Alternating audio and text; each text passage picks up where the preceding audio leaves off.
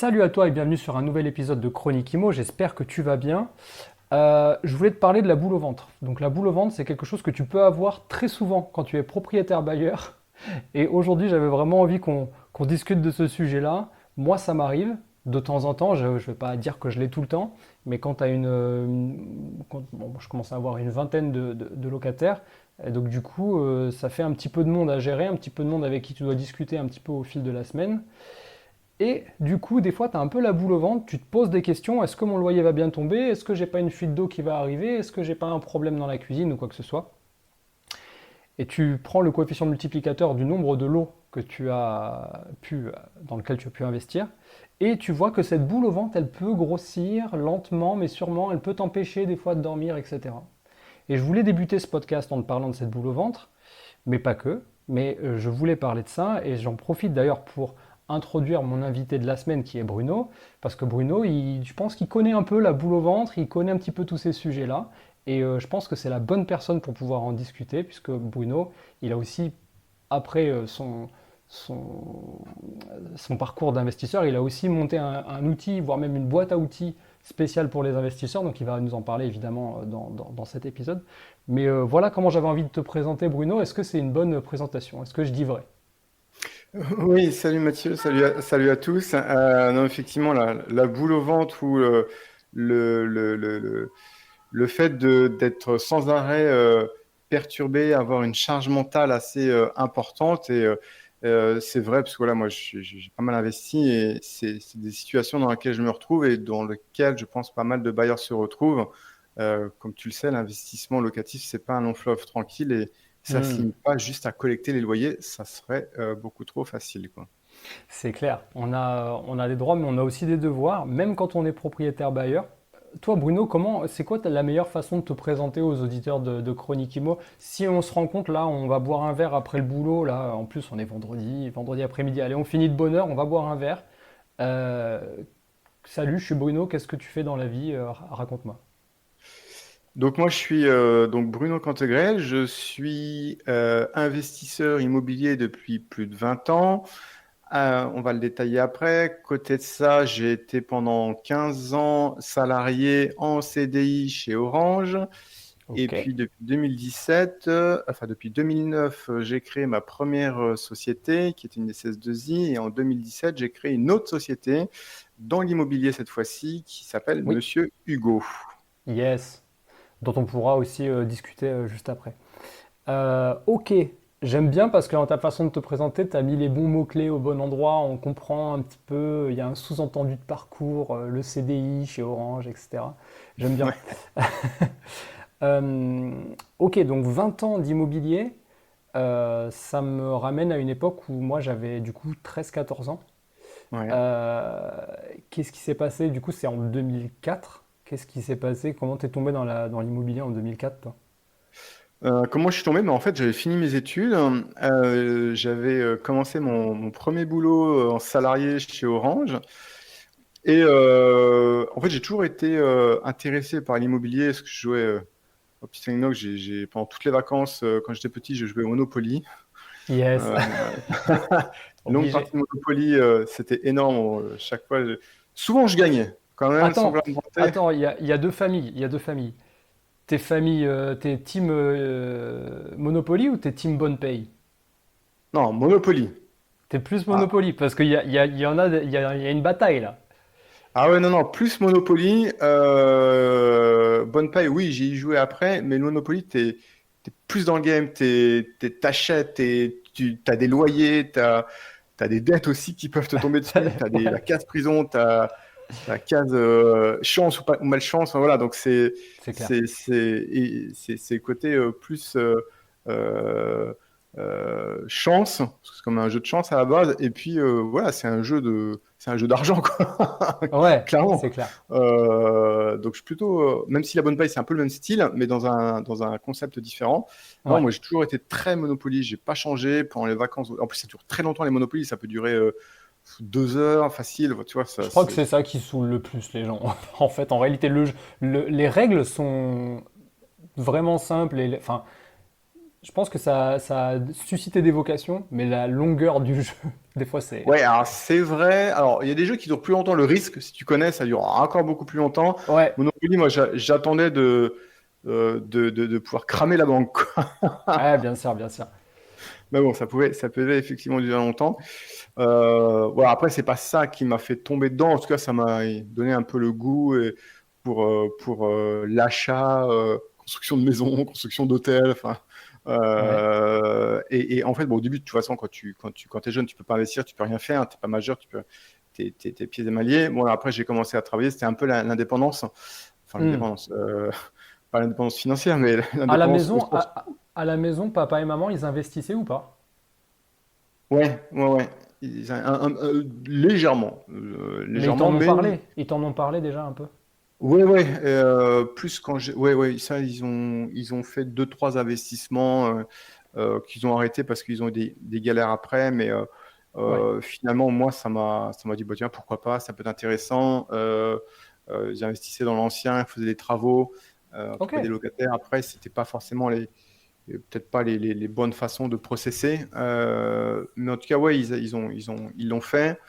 Après, moi, j'ai voulu le faire aussi. Bah, je l'ai fait quand j'avais un peu de sous, quoi. Bien sûr. Donc, quand j'ai commencé à travailler,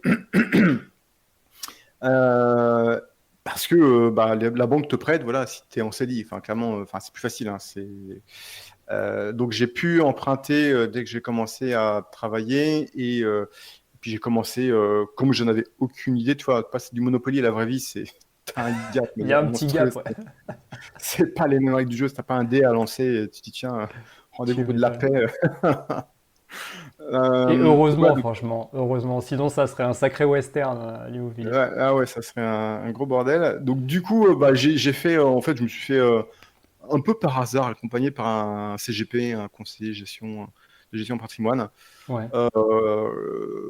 Tu vois, j'aurais pu le faire classiquement dans l'ancien pour débuter, et puis finalement, je me suis dit, bon, écoutons ce qu'a à me dire le CGP. C'était vraiment une rencontre non voulue, plus une rencontre d'opportunité. Et Ouais. à la base, j'étais plutôt dans l'optique de me construire des revenus pour la retraite. Toi, déjà, je D'accord. pensais à ça à la retraite. Enfin, quand j'ai commencé à travailler, parce qu'on déjà à l'époque, tu vois, un temps en arrière, on se disait, ah, la retraite, il va pas trop y avoir de retraite, ou on savait que ça allait un peu décliner. Mais bien sûr. Donc, C'est tu vois, les j'ai mêmes commencé sujets, à hein. peine. Hein? C'est les mêmes sujets en boucle, hein.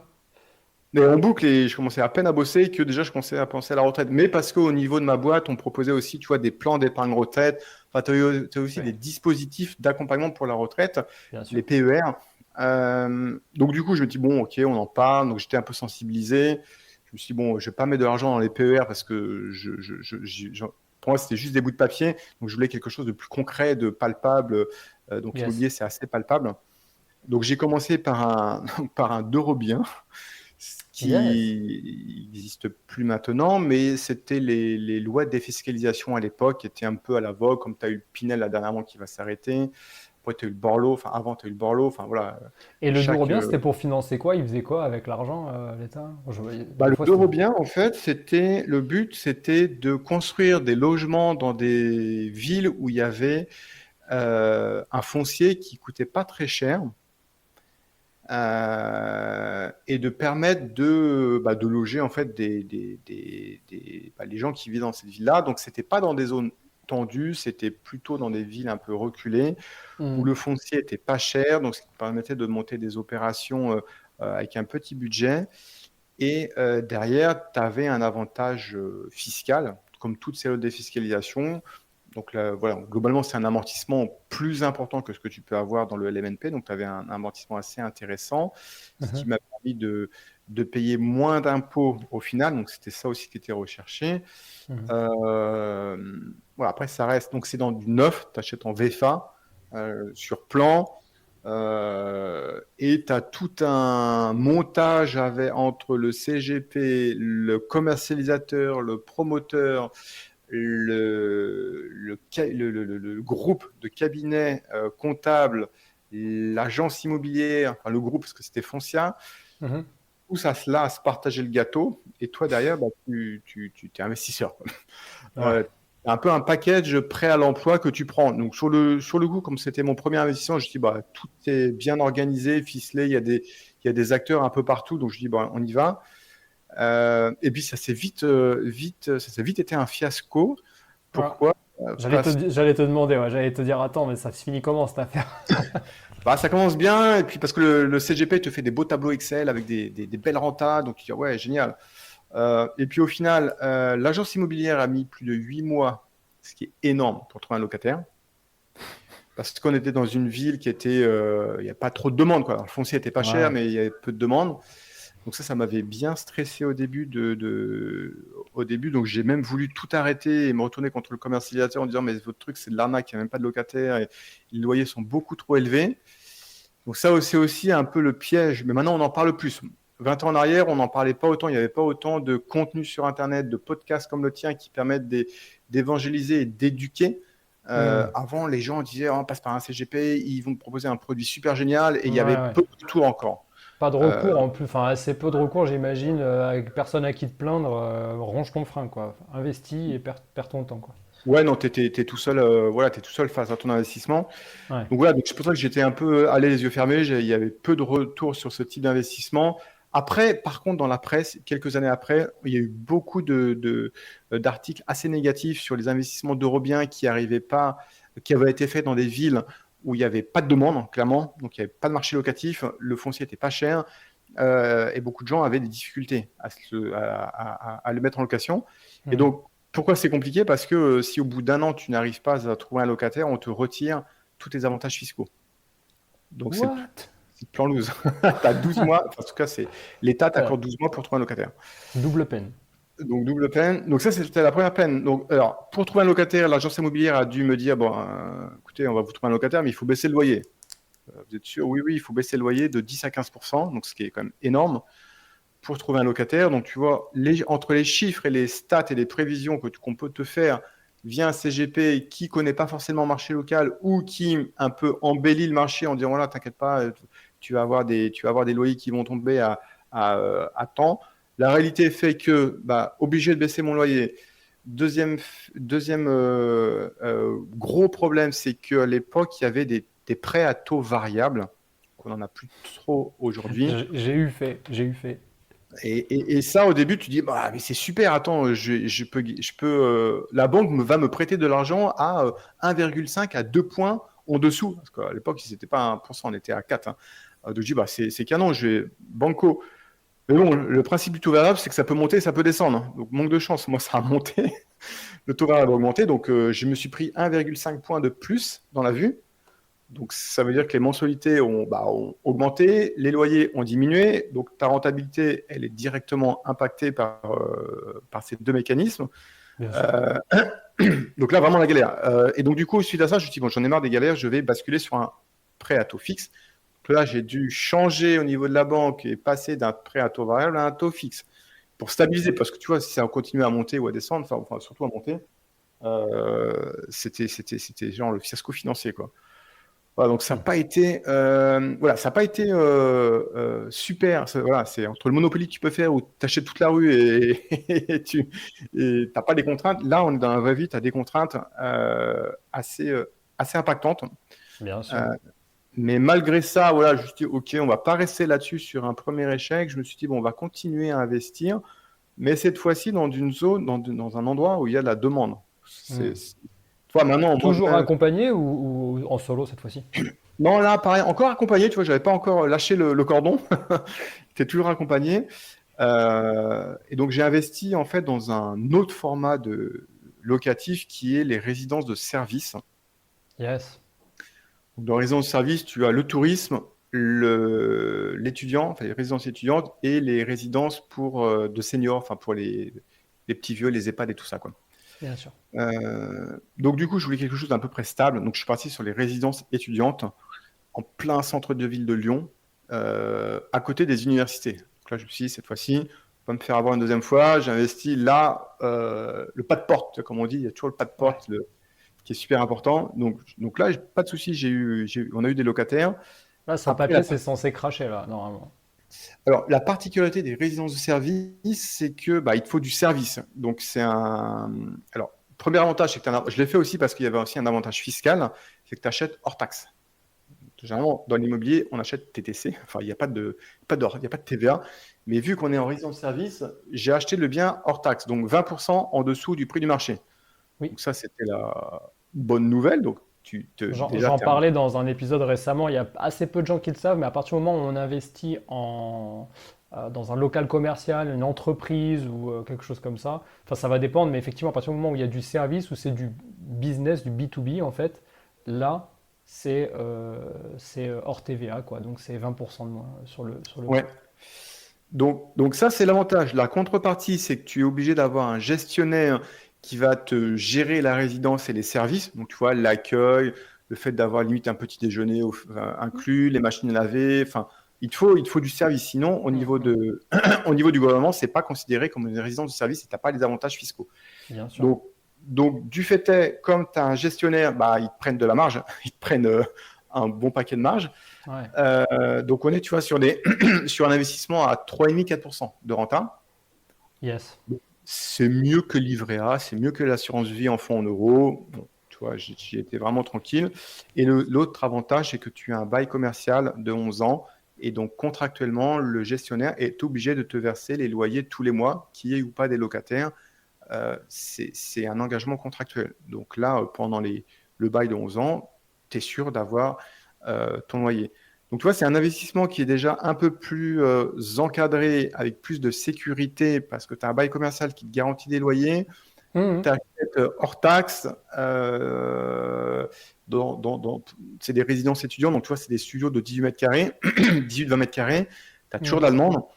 Mais ta renta, elle n'est pas, toi, c'est pas des rentas folles comme on peut avoir ou comme ce que peuvent rechercher des investisseurs aguerris.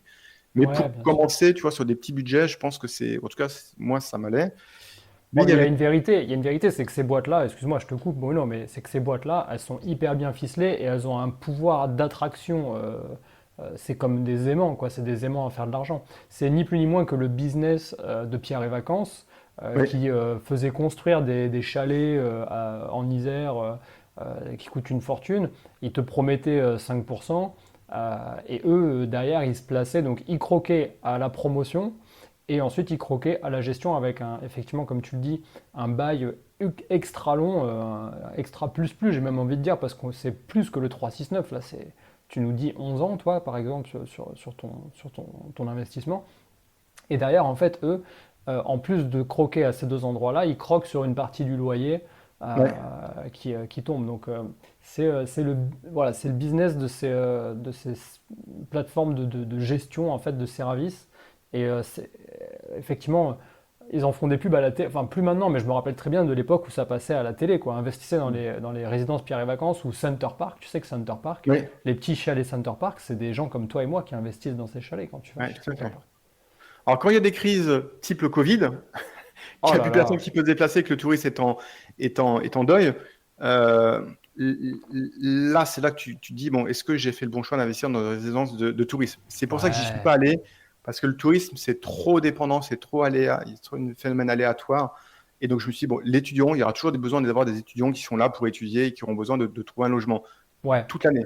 Hmm. Donc, c'était pour ça que je suis parti sur une résidence étudiante. Hmm, hmm, hmm. Euh, Après, maintenant avec le recul, bon, c'est bien, ça a été fait, mais c'était pas forcément près de chez moi. T'as pas forcément les bonnes rentas. T'as un gestionnaire au milieu, donc t'es pas vraiment libre de faire ce que tu veux, quoi. Tu vois, tu peux pas trouver le locataire, tu peux pas mettre les loyers que tu veux, enfin, tout est encadré. Mais pour Ouais. commencer, je pense que c'est une bonne chose. Et donc finalement, suite à ça, je me suis dit bon, j'ai quelques années d'expérience là-dessus. Je vais plutôt aller sur du classique. Tu vois, finalement, on en revient Ah. à l'ancien, près de chez moi. Voilà, deux choses, c'est On de n'a pas dit, t'es l'ancien. dans quel secteur, toi, pour les auditeurs? Moi, je suis proche de Paris, en région parisienne, dans les Hauts-de-Seine. Voilà, ouais. Hmm. Et donc, j'investis maintenant proche de chez moi, tout simplement parce que je prends des biens qui sont à rénover, de Mhm. préférence, et pour lequel bah, je refais tout, je remets en location, et je gère maintenant par moi-même. Donc, c'est plutôt des petites surfaces, enfin des studios, voire des 2 pièces, mais principalement des studios ultra bien refaits, ultra bien isolés, maintenant bien décorés, Mhm. Et donc, voilà, c'est quelque chose que je continue à faire maintenant. Tu vois, j'ai un peu abandonné les autres projets type de défis, School LMNP. Bon, c'est bien pour tester. Après, j'ai Hmm. quand même fait les garages, j'ai fait les caves. Euh, Yes. grosse demande sur les caves. Par J'ai- opportunité ou parce que tu t'es dit, tiens, pourquoi pas tester? Non, parce qu'en fait, dans un appartement que j'avais, je louais pas la cave. Généralement, tu loues pas les caves quand tu as ton appartement, mais tu as toujours une cave qui était vendue avec. Je me dis, qu'est-ce que je vais faire de cette cave-là? Je me dis, bah, pourquoi pas? Ça se trouve, ça se loue. Et Ah, je donc, pense que tu sais, ça, par contre, je pense que ça dépend de la tension locative de ton secteur. Parce que toi, t'es dans un secteur où clairement il y a de la tension locative. il y a de la tension, mais surtout, il n'y a pas d'espace de stockage. Et ouais, Et quand tu es locataire et que tu loues un bien, tu loues que le bien. Tu loues jamais, le propriétaire ne te met jamais à disposition la cave c'est parce un qu'elle petit. est Si tu occupée, le parce veux, que. faut lâcher un billet de 50 en plus ou un billet de 100 en plus, quoi. Ouais, voilà. Et puis finalement, ils ont. Sauf que le propriétaire, le bailleur, c'est jamais dans le bail. OK, tu as le studio. Moi, j'ai jamais loué une cave. Mais par contre, tu as énormément de demandes parce que les locataires qui passent d'un appartement à l'autre, ils ont toujours leurs bagages et toutes leurs affaires. Effectivement, ils savent pas quoi en faire. Les logements sont assez petits. Et donc, du coup, je l'ai loué en une journée, même pas. Toi, pour Bien donner sûr. un exemple, une cave, tu vois, c'est petit une cave, hein, ça fait 6 mètres carrés. Ok. C'est deux fois plus petit qu'un parking. Et je loue ça à 80 euros, quoi. Ah ouais, non, mais tu me choques pas du tout, hein. Et c'est un investissement ultra passif parce que la personne, elle vient, elle met ses affaires et ciao, tu vois, moi, ça fait 10 ans que les personnes, elle a mis ses affaires dans la cave, c'est juste du stockage. Je dis, Bien bon, sûr. bah, le truc, t'as pas d'emmerde, ça marche bien, il n'y a pas d'électricité, t'as pas de charge, Ouais, mais les gens, qu'est-ce qu'ils stockent? Ils stockent leurs affaires. Les affaires, ça les touche vachement. C'est à eux. Ça a une valeur sentimentale. Des fois, il y a des photos, il y a des, je sais pas moi, des habits, des souvenirs de l'époque. Et ça a une valeur pour eux. Donc 80 euros, ils s'en foutent de les mettre. Ah ouais, non, mais c'est. Tu vois, j'y croyais pas au début, donc je me dis, bon, bah, ok, pourquoi pas. Les parkings, ça se loue effectivement aussi facilement, mais effectivement, là, tu as raison, dans les zones où tu as aussi, bah, dans les grandes villes, effectivement, où tu n'as pas de sous-sol.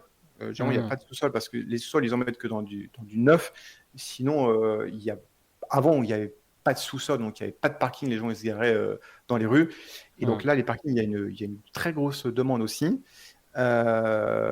Et puis voilà, donc ça c'est ce que j'ai effectivement testé, ça marchait plutôt bien. Après on est sur des petits loyers, mais Ouais. avec un risque quasiment nul.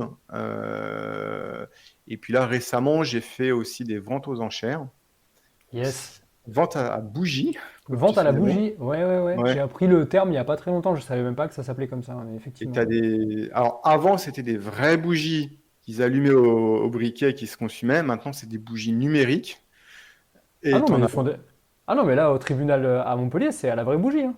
Ah, alors ça dépend peut-être des tribunaux, mais moi, j'ai fait que le dernier que j'ai fait, c'était des. Bon, ils s'embêtent plus parce que tu vois, à chaque fois, il faut allumer la bougie. Donc maintenant, c'est sur le PC, tu vois une bougie qui se consume doucement et tu en as deux.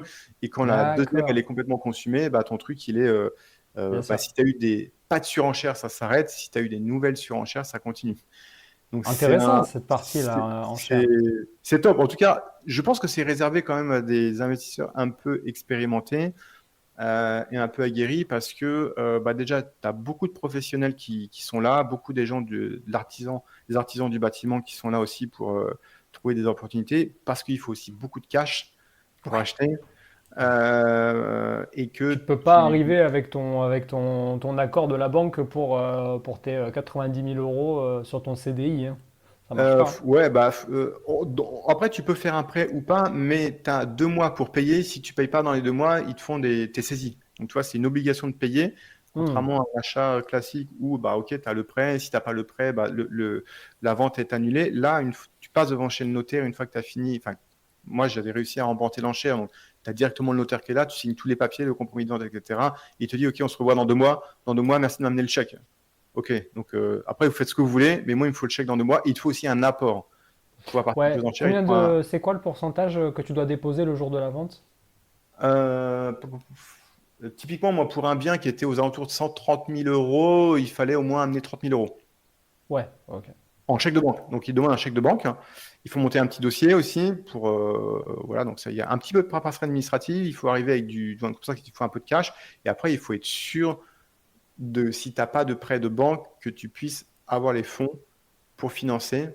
Est-ce que 2 mois, c'est ultra court, T'as ultra 2 mois serré. pour appeler tous tes cousins, tous tes oncles là pour cracher au bassinet. Ouais, moi, en l'occurrence, j'ai réussi à avoir un prêt bancaire, mais c'était super short parce que tu sais, en plus, à la fin, tu as les 11 jours ouvrés de délai de rétractation pour le Ouais. prêt. Donc, il faut Ah ouais, attendre que ce sérieux. délai soit purgé. Donc, tu vois, il te reste un mois, voire 5 semaines. C'est super chaud pour avoir un prêt en 5 semaines. Bon, en tout cas, moi, je l'ai eu à 2 jours près, tu vois. C'est un peu. Waouh. Mais voilà, en tout cas, voilà, ça peut être un autre moyen de trouver des biens à un prix un peu en dessous du marché, Mhm. avec beaucoup de travaux aussi à faire. Euh, Ok. ouais. Alors attends, parce que du coup, tu m'as donné beaucoup d'infos et je pense que pour l'auditeur, on va faire un petit coup de balai là, on va mettre tout ça au propre. Du coup, toi, tu investis maintenant sur ton secteur géographique limitrophe de là où tu vis, Ouais. parce que t'as décidé que c'était plus simple de gérer comme ça. Ta stratégie locale, parce que tu as parlé aussi des caves, des parkings, ça représente quoi sur ton parc immobilier en termes de pourcentage Non, c'est peanuts, hein, j'en ai quelques-uns, enfin, je dois avoir 2 parkings, 2 cas, enfin, c'est pas. Ouais, Ok, c'est plus par opportunité. Avant, j'achetais des parkings, mais je me suis dit non, bon, ouais. j'ai testé, je vais passer à d'autres choses. Donc ta stratégie de propriétaire-bailleur, ta stratégie locative, c'est laquelle aujourd'hui? Est-ce que tu t'es fixé une stratégie ou est-ce que tu es un peu comme une pieuvre, tu es à plusieurs endroits en même temps? Non, la stratégie, elle est clairement définie. C'est j'investis uniquement dans mon secteur et je vais pas voir ailleurs. Je me refuse d'aller voir, même les villes à côté, je vais pas voir. Donc, tu Ah vois, oui, c'est d'accord. c'est parce que je connais ultra bien le marché. Je connais très bien le prix au mètre carré. Je connais très bien les loyers qu'on peut en tirer. Limite, avant d'acheter un bien, je sais exactement combien je vais le négocier et c'est quoi le loyer que je vais avoir derrière. Et généralement, ça se passe comme ça. J'arrive à le négocier au prix et à mettre le loyer que je veux. Ok. Parce que je connais ultra bien le. Alors, je le fais dans ma ville, mais on peut le faire voilà, dans une autre ville ou dans la ville de ton enfance, enfin peu importe. Mais en Ouais. tout cas, je pense qu'il faut pas trop s'étaler, de se dire ah, je cible une région. Tu vois, déjà, une région, c'est énorme. Même un département, c'est énorme. Enfin, pourquoi pas. Après, ça dépend de la volumétrie du bien à vendre. Voilà, donc, première stratégie, c'est j'investis à côté de chez moi Bien parce que je sûr. connais bien le marché. Ensuite, j'investis dans des appartements où il y a beaucoup de travaux. Ils sont Mhm. tout pourris, Donc clairement. studio T2, tu disais tout à l'heure, plutôt ce type de surface? Ouais, plutôt des studios parce qu'on est sur des plus petits budgets. Toi, en proche région parisienne, c'est assez cher. On est dans les 7 000 € de mètre carré. Tu Ouais. m'étonnes. Donc voilà, je préfère en faire 2 petits que un 2 pièces. 2 studios que un deux Ouais, pièces. Parce que quand tu cumules les loyers, bah, ça te fait beaucoup plus sur 2 studios que sur un appart. bien sûr, Et puis ça se loue en 2 heures, c'est loué, quoi. bien sûr. Euh, donc beaucoup de travaux, donc uniquement dans mon secteur, beaucoup de travaux. Pourquoi? Parce que quand tu remets un neuf un appartement, tu as moins de soucis après. C'est-à-dire que tout Hmm. est neuf, tout est proche. Maintenant, je mets de la très bonne qualité dans tout ce que je fais, dans tous les matériaux, dans la chaudière, dans les robinetteries, dans la douche, dans le Ok. carrelage, parce que je sais que ça va tenir longtemps. Et donc, Tu as je suis une au moins vision 3 ans. long-termiste en fait du truc. Oui, oui, c'est que du. Bah, l'objectif, c'est de dégager des rentes pour la retraite. Donc, c'est clairement sur du très long terme. Et je fais des prêts de courte durée, ce qui va un peu à l'encontre Ah, de la stratégie prônée par les ouais. gourous de l'investissement immobilier. Tout simplement parce que j'ai pas envie d'être pieds et mains liés à la banque et je veux pouvoir réitérer les investissements le plus vite possible. Donc, au plus vite je suis débarrassé de mon prêt, donc typiquement, je fais entre 7 années et 10 ans max pour le prêt. What? Ah ouais, c'est ultra court. Mais alors du coup, tu cherches pas le cash flow, tu cherches juste le désengagement bancaire. Voilà, des engagements pour pouvoir de nouveau, tu vois, 7 ans, ça passe assez vite, entre guillemets. Et donc après, Donc ça il me permet de suffit, ouais. réinvestir, Donc ça nécessite d'avoir un petit peu de cash au début parce que je m'arrange toujours que la mensualité soit égale au loyer. Donc c'est un investissement neutre, si tu veux, Ouais. sur la courte durée. Comme ça, je m'en débarrasse au plus vite et ça me permet de réitérer. Après, les premiers investissements, je les avais fait sur 20 ans, notamment la d'Eurobien. Le coût du crédit, il est énorme. Tu vois, sur un investissement à 150 000 euros, tu as 50 000 € de crédit. enfin le coût du crédit. Ah oui, bien sûr. Moi, à mon époque, c'était ça, donc c'est quand même ça. Même si après, tu as tous les avantages fiscaux, etc., quand même, ta capacité d'endettement, elle en prend un coup. Voilà, donc ça, c'est ma stratégie. Après, il y en a qui font autre chose. Et puis, faire que du meublé. Voilà, je fais que du meublé sur les studios. J'ai Hmm. tenté les Airbnb cet été avec les JO. Est-ce que tu fais Euh, partie de ces nombreux propriétaires qui ont ravalé leur salive par rapport à ça? Ah ben grave. J'ai fait ça un mois et j'ai dit ok, j'annule tout, je me remets en location pépère longue durée. Déjà, nous, on avait énormément de contraintes pour louer en saisonnier. Tu sais, il fallait transformer, en tout cas la mairie t'imposait de transformer l'usage d'habitation, donc d'usage d'habitation en commercial. Ensuite, ils avaient mis en place un système de compensation, Bien sûr. on ne va pas le détailler, donc ça fait deux trucs. En plus, la loi sur la fiscalité pour le saisonnier, il commence à être sévèrement pris d'assaut par les élus. Hmm. Et puis, donc voilà, ça c'est l'aspect contrainte. Donc du coup, j'ai loué en bail mobilité Ouais, pour tout pas à fait. avoir toutes ces contraintes. Donc c'est un mois. Pas de souci, ça s'est loué facilement. Mais tu récupères le logement dans un état qui est, je t'imagine même pas, Ouais, il crade, quoi. Franchement, bien les sûr. gens, ils se croient à l'hôtel, quoi.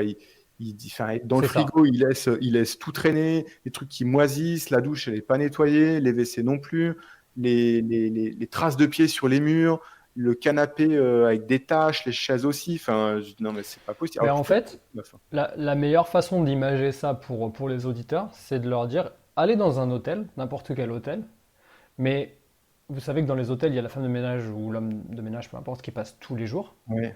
Ben, louez cette chambre pendant un mois sans qu'il y ait aucune femme de ménage qui passe. Vous allez voir ce qui se passe. Parce qu'en fait, ces endroits, ils sont étudiés pour être nettoyés tous les jours. Ils ne sont pas étudiés pour qu'il y ait quelqu'un 30 jours qui soit là, Ouais. en mode chambre d'adolescent. Et t'arrives. Moi, j'ai retrouvé une fois, pour te dire l'anecdote, là, c'était il n'y a pas longtemps, en plus, c'était en août. J'ai retrouvé. En plus, là, c'était pas reloué le lendemain, la femme de ménage, il était que le surlendemain. Elle m'a envoyé la photo et elle m'a dit voilà. Et donc, les serviettes de bain en boule sur le pied du lit, mais sous la couette, mouillé. Donc en fait, tu avais tout qui était mouillé, ça sentait le chien mort dans l'appart, c'était dégueulasse. Non mais ouais, je vois complètement, je vois complètement. Donc ça m'a, honnêtement, tu vois, je l'ai fait parce qu'il fallait le faire et que c'était quelque chose que je n'avais pas testé. Et puis tout le monde disait pendant les JO, t'inquiète pas, tu vas te faire, tes loyers vont exploser. Bon, ok, hormis les loyers qui sont un peu plus élevés et encore, c'était pas ça qui m'attirait. Mais du coup, voilà, je dis non, c'est bon, j'arrête tout et j'ai directement rebasculé à partir du, tu vois, j'ai fait ça juste le mois de juin. Dès le Hmm, 1er juillet, j'avais un locataire qui était là sur du long terme. ok, Alors peut-être que les loyers sont moins élevés, mais à la limite, tu vois, je m'en fiche un peu si le truc, les gens, ils vont l'entretenir, ils vont vivre là pendant des années, ils vont pas carrément. s'amuser à tout dégueulasser. Après, il y a des gens qui sont à fond branchés sur le Airbnb. Mhm. Bon, moi en tout cas, voilà, peut-être que je suis tombé sur des mauvais voyageurs, mais je pense que c'est assez régulier d'avoir des logements qui sont. Et puis la grosse contrainte du nettoyage, de l'accueil des voyageurs, de la sortie. Il n'y a pas d'état des lieux, donc tu es obligé de dire ah bah, j'espère qu'il m'a rien piqué ou qu'il a rien cassé. Donc tu as tout ça. Et puis surtout la blanchisserie, enfin le linge. Enfin, t'imagines pas. Ouais. Moi, j'ai galéré. Encore, je suis proche de Paris. Il y a plein de sociétés de services qui proposent de nettoyer le linge. Mais c'est super compliqué de s'organiser en termes de logistique. Et puis en termes de Après, il y a des budget, ça conciergeries qui représente, sont. euh, ça représente un billet, hein. Oui, ça représente un billet et puis il faut s'organiser, quoi. En fait, il y a énormément de contraintes pour moi, trop de contraintes logistiques. Et je me suis dit, bah, ok, ça a été fait. J'ai coché la case. Tu vois, comme le dos bien, c'était fait. Maintenant, ça me permet d'avoir une expérience là-dessus. Et je me Ouais, suis dit, bah, finalement, on est bien sur la longue durée. t'as remis ton focus, longue durée, donc je récapitule, petite surface à proximité de chez toi pour pouvoir gérer euh, sur des crédits plutôt courts et toujours en meublé, donc grosse rénovation pour être sûr de mettre de la qualité et que ça dure longtemps et voilà. Ouais. Ouais, tout à fait. Bien, bien Bah, résumé c'est le. marrant parce que je me retrouve pas mal dans ce que tu dis, si ce n'est peut-être la durée de crédit. Mais je pense que ça, c'est aussi très lié à, tu sais, au momentum dans la vie de tout à chacun des investisseurs qui nous écoutent. Tu vois, tu vas peut-être avoir des gens un petit peu comme toi qui ont aussi une autre activité à côté et qui, du coup, n'ont pas forcément besoin de vivre sur le cash flow. Et d'autres personnes comme moi qui brûlent les bateaux, qui quittent le salariat et qui se disent, OK, heureusement qu'il y a le cash flow pour assurer mon train de vie, ça me Ouais. fait un petit coussin. Et, C'est vrai, moi, j'avais pas besoin de ce cash flow parce que j'étais salarié, donc j'avais un salaire qui tombait. Mais quand tu n'as que ça, ouais. effectivement, ça peut être plus intéressant d'avoir des prêts de longue durée pour baisser tes mensualités, quoi. Donc c'est vrai que ça dépend beaucoup de ta situation personnelle à côté et de ton objectif. Comme dans tout Hmm, investissement, c'est quoi ton complètement. objectif? Tu veux du cash tout de suite ou tu veux plutôt capitaliser pour plus tard? Donc c'est adapté en fonction des besoins de chacun, quoi. Mais plus le temps passe, plus je suis assez d'accord avec cette vision d'avoir un désengagement bancaire le plus tôt possible. Et aussi, c'est un ratio en fait, il faut calculer le coût du crédit. C'est vrai qu'on a tendance en début de carrière d'investisseur à se dire, ah, je m'en fous, peu importe le taux, peu importe la longueur, Mhm. le temps de crédit, je veux juste être propriétaire. Sauf que des fois, si tu regardes bien dans les petites lignes, surtout en ce moment, bon là ça commence à aller un peu mieux, mais il y a quelques mois, ton bien, tu le payais deux fois en fait. Oui, oui. Tu le payais à ton vendeur et tu le payais quasiment le même prix à la banque, hein. À partir, mais quand ils étaient à 4%, là, 4% et demi, un bien à 150 000, tu le payais 298 000. Ouais, ouais. Donc je pense que ça, moi j'en ai pris conscience, tu vois, dès le premier investissement, et je me dis, ah ouais, j'ai quand même plus de 60 000 € que je donne, enfin que c'est le coût du crédit, c'est énorme. Même si après, avec les mécanismes fiscaux, mais c'est quand même l'argent que ça t'a coûté au début. C'est soixante dingue. mille euros pour un investissement de 150, tu vois, c'est énorme. Hmm. Après, voilà, c'est indolore parce que le truc, il est lissé sur des années, mais en soi, tu te dis, tu as quand même payé ton truc 60 000 €. Ouais. Donc ça m'avait un peu refroidi pour la suite, quoi. Bruno, on va passer au moment du podcast. Tu connais les grosses têtes? Ouais, Ça te dit quelque chose? Bon. Les grosses têtes, c'est un peu un truc de mon enfance qu'on écoutait dans la voiture avec mon père. C'est vraiment un truc que j'adore. Et j'ai des petites anecdotes immobilières. Évidemment, je l'ai adapté. Et l'idée, ok, c'est que tu trouves la chute, tu trouves la fin de cette anecdote. J'en ai ok, trois. Là, on n'est pas loin de go. chez toi, on est à Paris. Un homme a vécu pendant 15 ans dans un petit appartement. Il a la particularité d'être le plus petit appartement du monde. Enfin, en tout cas, à l'époque, c'était le plus petit appartement du monde. Je pense qu'aujourd'hui, il y a plus petit. Je pense surtout aux pays tels que le Japon, etc. Ouais.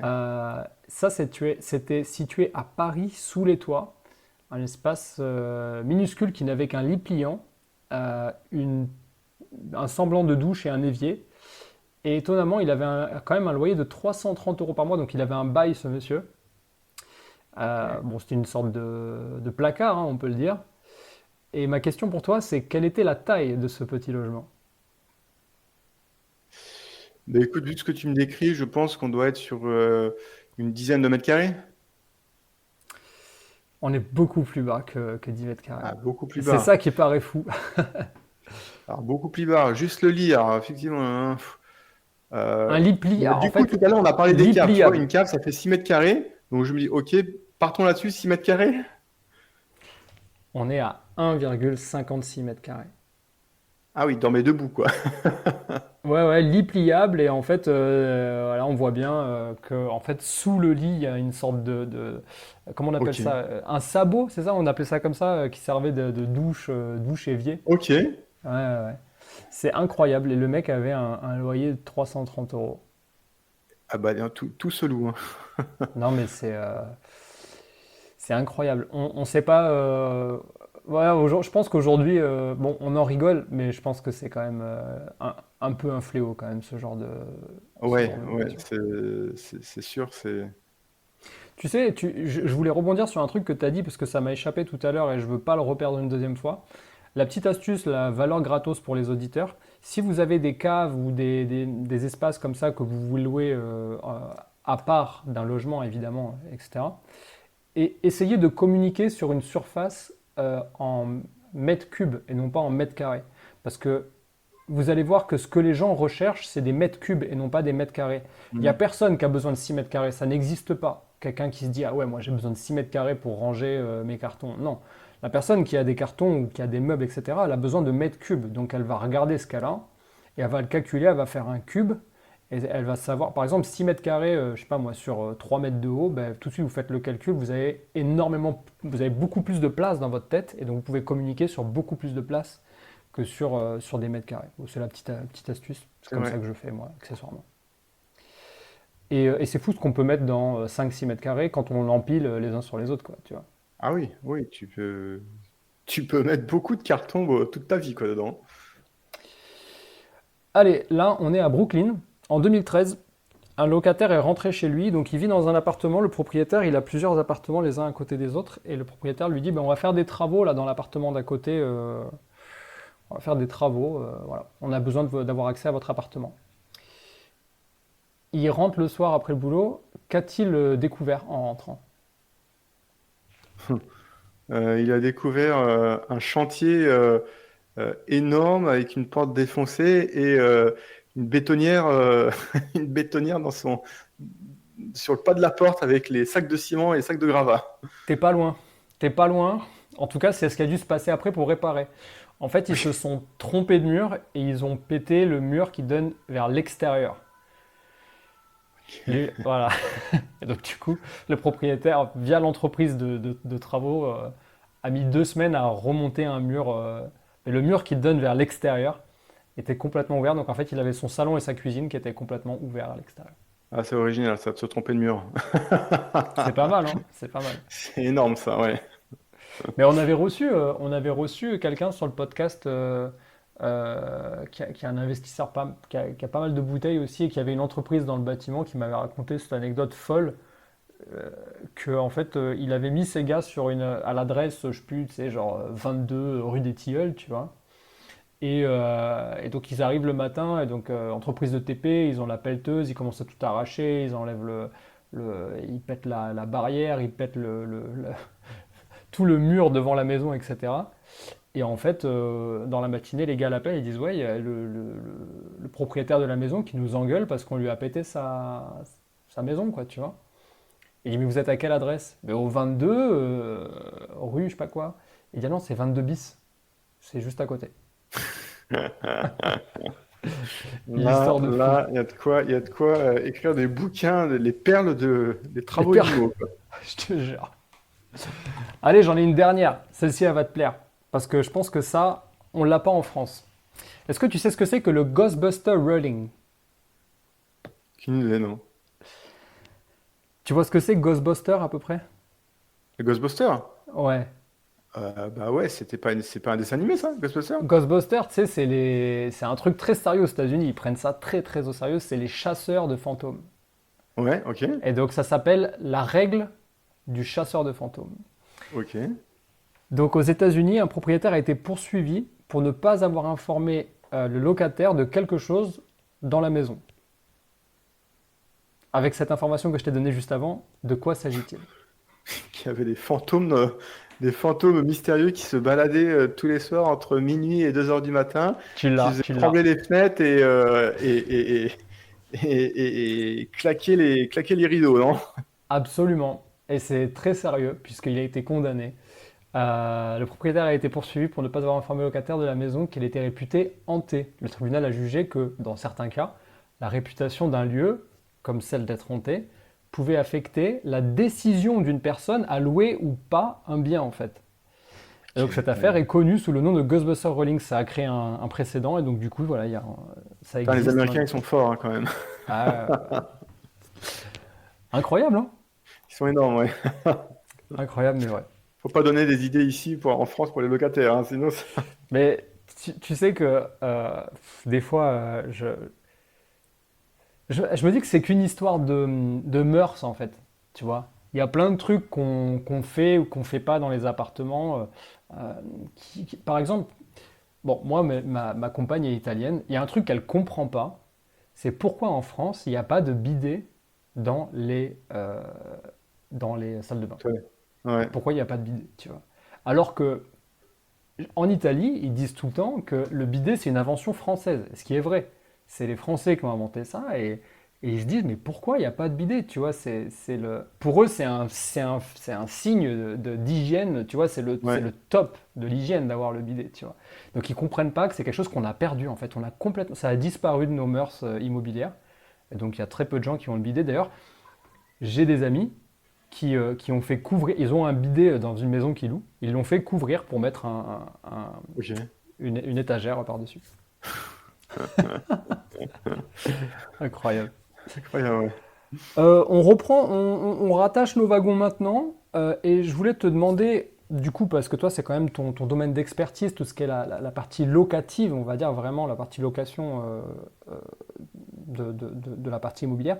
Et donc, du coup, je voulais savoir, d'après toi, c'est quoi la bonne plateforme pour mettre en ligne ces logements? Parce que tu vois, il y a quelques jours, je me suis retrouvé avec un logement à nouveau disponible, là, tu vois, et je l'ai mis sur le bon coin, comme je le fais d'habitude.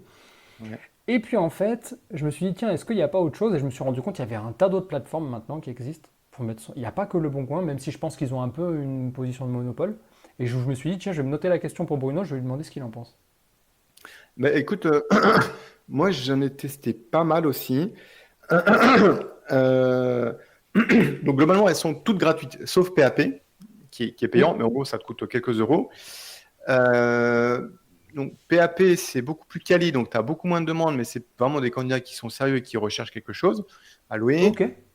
J'ai fait Se Loger aussi, parce que maintenant c'est ouvert aux particuliers, mais a priori ils ont beaucoup d'arnaques sur le site et il se fait pas mal pirater. Enfin, il y a des fraudeurs.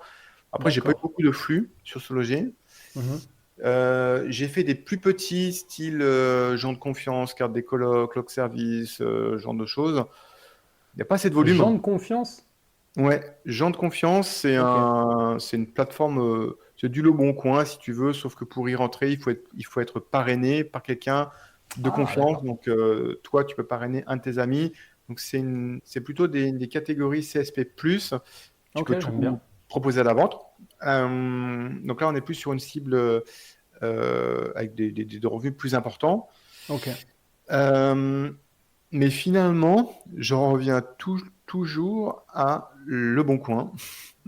Ouais. Pourquoi? Parce qu'il y a du flux, du flux, du flux. Il y a même trop de flux. Tu vois, moi, quand je dépose une annonce, le téléphone, il n'arrête pas de sonner et Hmm. j'ai 100 demandes, tu vois, dans la journée. Après, il faut faire du tri. Tu es obligé de faire beaucoup de tri.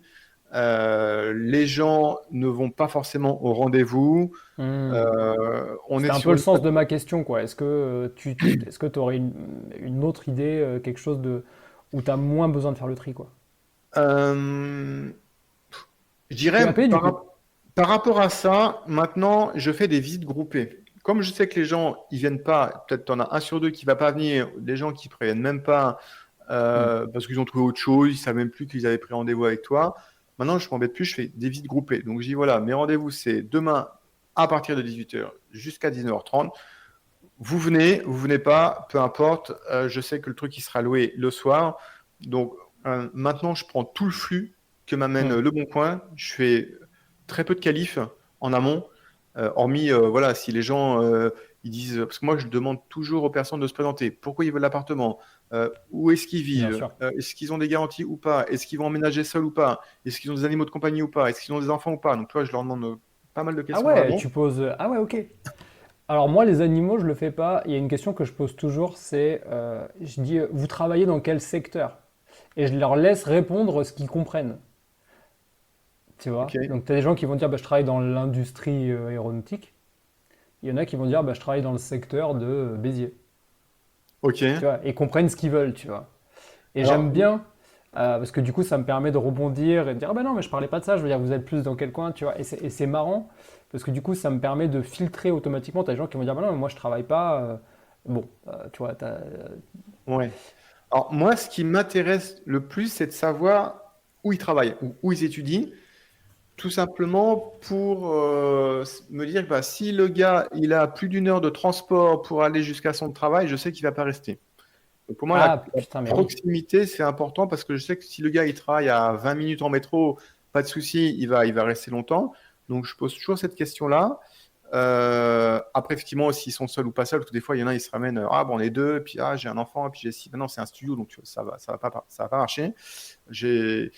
donc, ces questions-là, les gens, ils me répondent, toi, donc par mail, et ensuite, je leur dis, OK, ça va à peu près, allez-y, allez-y. Donc, les gens viennent, je fais des visites groupées, et c'est à la fin de la visite que je dis, OK, l'appartement, s'il vous plaît, vous m'envoyez votre dossier de location complet ce soir, hein, pas la peine d'attendre la semaine prochaine, et je fais la sélection et je vous fais la réponse demain. Ok. Et bon, voilà. Alors, maintenant, je me Ah, permets de c'est faire ça parce que je intéressant sais ça. il y a beaucoup de gens qui cherchent. Et généralement, je mets l'annonce en ligne le dimanche soir. Le lundi soir, je fais les visites. Et le lundi à 22h, j'envoie le bail signé. Et ils emménagent Ok. limite le lendemain, quoi. Enfin bon, le week-end qui arrive. Après, sur les autres plateformes type PAP, Sologer, vu qu'il y a moins de flux, il y a moins de demandes, ça va peut-être m'obliger à avoir une organisation plus sur toute la semaine. Dire, OK, parce que tu vois, si tu as des demandes qui tombent un peu au fil de l'eau, tu peux pas dire, OK, rendez-vous demain entre 18h et 19h parce que j'ai reçu 50 demandes. Si j'en Hmm. reçois beaucoup moins, après, ça dépend aussi de la tension locative, mais comme ça, moi, ça me prend moins de temps. Tu vois, au lieu de me Ouais. faire passer une heure tous les soirs à faire des visites, je préfère passer une heure et demie, genre que le lundi, et puis récupérer des dossiers de location le soir. Donc Ouais. moi, je cherche plutôt le flux. Donc le bon coin, c'est parfait pour avoir du flux. Après, il faut faire un petit peu de tri. Mais le tri se fait naturellement parce qu'entre ceux qui viennent pas, ceux qui te répondent pas, ceux qui répondent à côté des questions, C'est clair. ceux qui viennent pas au rendez-vous, ceux qui t'envoient pas le dossier, bon, au final, tu vois, s'il me reste 5 dossiers béton qui m'ont dit, OK, je veux l'appartement, bon, après, c'est à moi de faire le tri. Euh, Ouais. et- Et tu penses quoi de la technique de demander un dossier complet avant visite, que c'est genre une condition pour participer à la visite? Non, non, moi, je le fais jamais, ça. Et en plus, les locataires, ils acceptent de moins en moins, tout simplement parce que tu vas transmettre toute ta vie Ouais. un inconnu, tu connais pas, tu sais pas ce qu'il peut faire de ton dossier, il peut très Ouais. bien ouvrir des lignes téléphoniques, ouvrir des comptes bancaires. Les locataires, ils sont super méfiants parce qu'ils savent que voilà, sur les plateformes type Le Bon Coin, il y a beaucoup d'escroqueries, des deux Ah côtés, ouais. hein, côté propriétaire et côté locataire. Euh, donc je me dis, je n'ai pas envie j'ai pas envie de me priver de locataires potentiellement au top parce qu'ils n'auraient pas Ah, voulu m'envoyer le dossier avant. ça peut les Je bloquer. leur dis, ça Ça peut sert à les rien bloquer. d'avoir le dossier dès maintenant. Venez visiter l'appartement. S'il vous plaît, vous m'envoyez votre dossier. Par contre, je leur demande en amont s'ils ont des garanties, style garant physique, visa, GLI, etc. Enfin, s'ils sont éligibles. Hmm. Bon, ça, OK. Mais tu vois, le dossier, je le commence à le regarder après. Parce que sinon, il faut que je me paluche tous les dossiers. Donc, tu vois, si j'ai 50 visites, il faut que je me paluche les 50 Ouais, dossiers. c'est pas faux. Non, mais t'as raison. C'est Bon, une bonne. après, c'est un choix. Après, je pense que tu peux te le permettre quand tu as peut-être pas. Non, ça dépend même pas du nombre de demandes, mais en tout cas, moi, c'est comme ça que je fais aujourd'hui parce que en termes d'organisation, je fais toutes les visites en une seule fois. Je suis pas obligé de m'éplucher toutes les pièces justificatives de tous les candidats, des Hmm. garants, etc. Et Ouais, je je le vois ce que tu demande veux dire. à la fin. Et les locataires, ils sont plus rassurés de dire en plus, il y en a plein qui veulent pas te donner le dossier avant. Donc, tu peux te priver de certains bons Ouais, candidats. j'ai déjà eu ce genre de cas. Parce que moi, je fais en sorte de demander quand même Moi, je prends personne au téléphone. Donc, je mets pas mon numéro de téléphone sur le Bon Coin. C'est que par message. Oui, Et moi aussi, ouais. et t'as vu que sur le Bon Coin, là, maintenant, ils mettent un truc pour les personnes qui veulent louer un appartement. Ça s'appelle ça le truc dossier locataire, je crois, ou un truc comme ça. Ils peuvent rentrer un petit texte pour expliquer leur motivation et deux, trois datas, genre le foyer rentre 2200 € par mois, Oui, etc. oui, ça, effectivement, ça, c'est intéressant. Après, les gens, ils te le mettent dans le message, hein. Toi, ils te remettent toute l'information dans le message qu'ils t'envoient. Ah ouais, bah t'as de Euh, la chance, parce que moi j'en ai, ils me demandent juste, ouais, c'est disponible à partir du 1er novembre. C'est genre, Ouais, alors c'est vrai que ceux qui n'écrivent pas de texte et qui font pas de message, parce qu'après c'est des messages pré-écrits par Le Bon Coin, tu as juste à cliquer. hmm. Ceux-là, vu que moi, je leur demande ouvertement, je leur pose ouvertement des questions dans l'annonce. Si ils me disent juste je veux visiter, point barre, bon, Ah yes. Dans ton annonce, tu poses les ah questions en oui, oui, fait. moi je le mets dans l'annonce. Mais dans mon annonce, je dis voilà, Trop bien merci ça. pour postuler, merci de vous présenter, de me dire où est-ce que vous travaillez, si vous avez des garants ou pas, est-ce que vous voulez emménager seul ou pas. Toi, c'est même pas des questions fermées, c'est des questions ouvertes, comme ça il répond ce qu'il veut. Et en Ouais, fonction de présentez-vous quoi. ce qu'il dit, après moi je peux faire un tri. Voilà, et Ok. moi je me base que là-dessus. Et puis après, voilà, j'enchaîne les visites. Hmm. Donc, moi, aujourd'hui, je suis sur le bon coin. Avec cette technique-là, ça me permet de filtrer les dossiers, quoi. Et tu vois, ça m'amène tout à fait naturellement vers la question de l'analyse des dossiers locataires derrière. Et tu vois, je parlais en début de podcast de podcast, je disais, ouais, ça peut arriver. C'est pas forcément au début de carrière, mais ça peut arriver qu'il y a des moments, je sais pas pourquoi, il se passe plein de choses dans ta vie de propriétaire et du coup, tu commences à avoir un peu la boule au ventre parce que tu es vachement sollicité par tes locataires, tu as un Mm. enchaînement de petites galères ou alors tu as un appartement qui part pas en location, il part pas aussi vite que tu aurais voulu, etc. Et du coup, euh, l'analyse des dossiers, tu dis, il faut pas que je me trompe, quoi. Tu vois, là, il faut que le loyer il tombe. C'est en face, j'ai un crédit à rembourser et j'ai vraiment envie de m'enlever ce truc de la tête et de passer à ma vie, quoi. Euh, du coup, par rapport à ça, est-ce que tu trouves pas que ça contribue beaucoup, la partie mise en location, ça contribue beaucoup au stress du propriétaire? Bah, carrément, c'est un gros stress, hein, de choisir un locataire, puisque une fois que tu l'as choisi, tu peux pas le mettre dehors. Enfin, Ouais. tu vois, c'est impossible. Le locataire, il peut s'en aller quand il veut, mais toi, le bailleur, tu peux rien faire. Donc, il est là pendant maximum 3 ans. Enfin, c'est des baux de 1 ou 3 ans, ça dépend ce que tu fais. Ouais. Mais donc, la mise en location, c'est l'étape la plus importante. Il faut pas se tromper sur Tu le fais choix du quoi pour locataire. contrer ça un peu, toi, pour te prémunir? Bah, moi, donc, j'analyse surtout les bulletins de salaire. C'est le document qui est le plus falsifié. Aujourd'hui, tu as quasiment un dossier sur deux qui est falsifié. Donc, ce qui est énorme. Ah ouais? Euh, Bah parce qu'il y a pas de logement. Enfin, clairement, il n'y a pas de logement à vendre et tout le monde veut embellir son dossier pour être retenu. Je dis, moi, quand je fais des visites, j'ai 50 demandes pour un logement. Ouais. Donc les gens, ils se battent. Tu vois, ils se battent vraiment pour l'avoir. Donc, bah, ils présentent des beaux dossiers, quoi. Tu vois, ils embellissent un peu la mariée. Donc ça, c'est un vrai fait aujourd'hui qui continue à croître. Sachant que dans tous les documents les plus falsifiés, c'est clairement le bulletin de salaire à plus de 60% qui est aujourd'hui le plus falsifié. Parce qu'en tant que bailleur, c'est ce que tu vas regarder, le salaire net, combien il gagne. Hmm. Donc, il faut passer du temps à analyser le bulletin de salaire, à t'assurer que les données qui sont dessus n'ont pas été modifiées. Donc, après, tu as tout un tas de techniques pour le faire. On va peut-être pas y les détailler parce que moi, j'ai écrit un bouquin là-dessus, tu vois, pour Ouais. détecter les faux dossiers. Donc, tu as tous les éléments qui sont à analyser. Tu as des recoupements à faire entre les bulletins de salaire, le contrat de travail, les avis d'imposition. D'accord. Euh, Même avec le numéro de sécurité sociale aussi, tu peux retrouver des informations sur la date de naissance, sur le sexe de la personne. Euh, voilà, donc What? c'est un tout à analyser. Prioritairement, la feuille de paye qui est analysée. Ouais. Après, c'est long à faire. Même moi, ça me casse les pieds des fois parce qu'il faut y passer 10 à 15 minutes pour le faire. Ah oui. C'est pour ça que les dossiers, je les demande plutôt à la fin pour en avoir un petit peu moins à étudier. Ouais. Mais c'est un exercice qui est super important à faire. Après, moi, j'avais récupéré des statistiques de PAP et tu avais seulement 50% des propriétaires qui prenaient le temps d'analyser correctement le dossier d'un locataire. Donc, un bailleur sur deux faisait bien le job.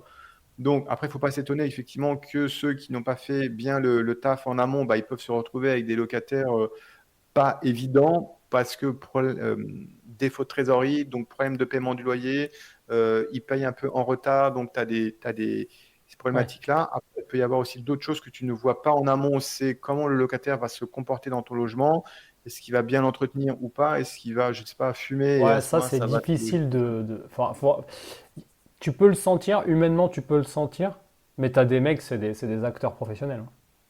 Ouais, c'est le plus difficile. Mais voilà, c'est pour ça que moi j'aime bien faire les visites à titre perso parce que toi tu peux mesurer un peu le comportement de la personne. Est-ce qu'elle arrive à l'heure ou pas? Est-ce que tu vois qu'elle est en train d'éteindre son mégot de cigarette juste avant d'entrer dans l'immeuble? Euh, Tu peux la faire parler. Est-ce que je sais On pas, vous aime voilà, les vous. fumeurs, on vous aime. Voilà. Ah, mais en fait, l'idée c'est de faire de faire parler le candidat pour savoir comment il vit dans le logement.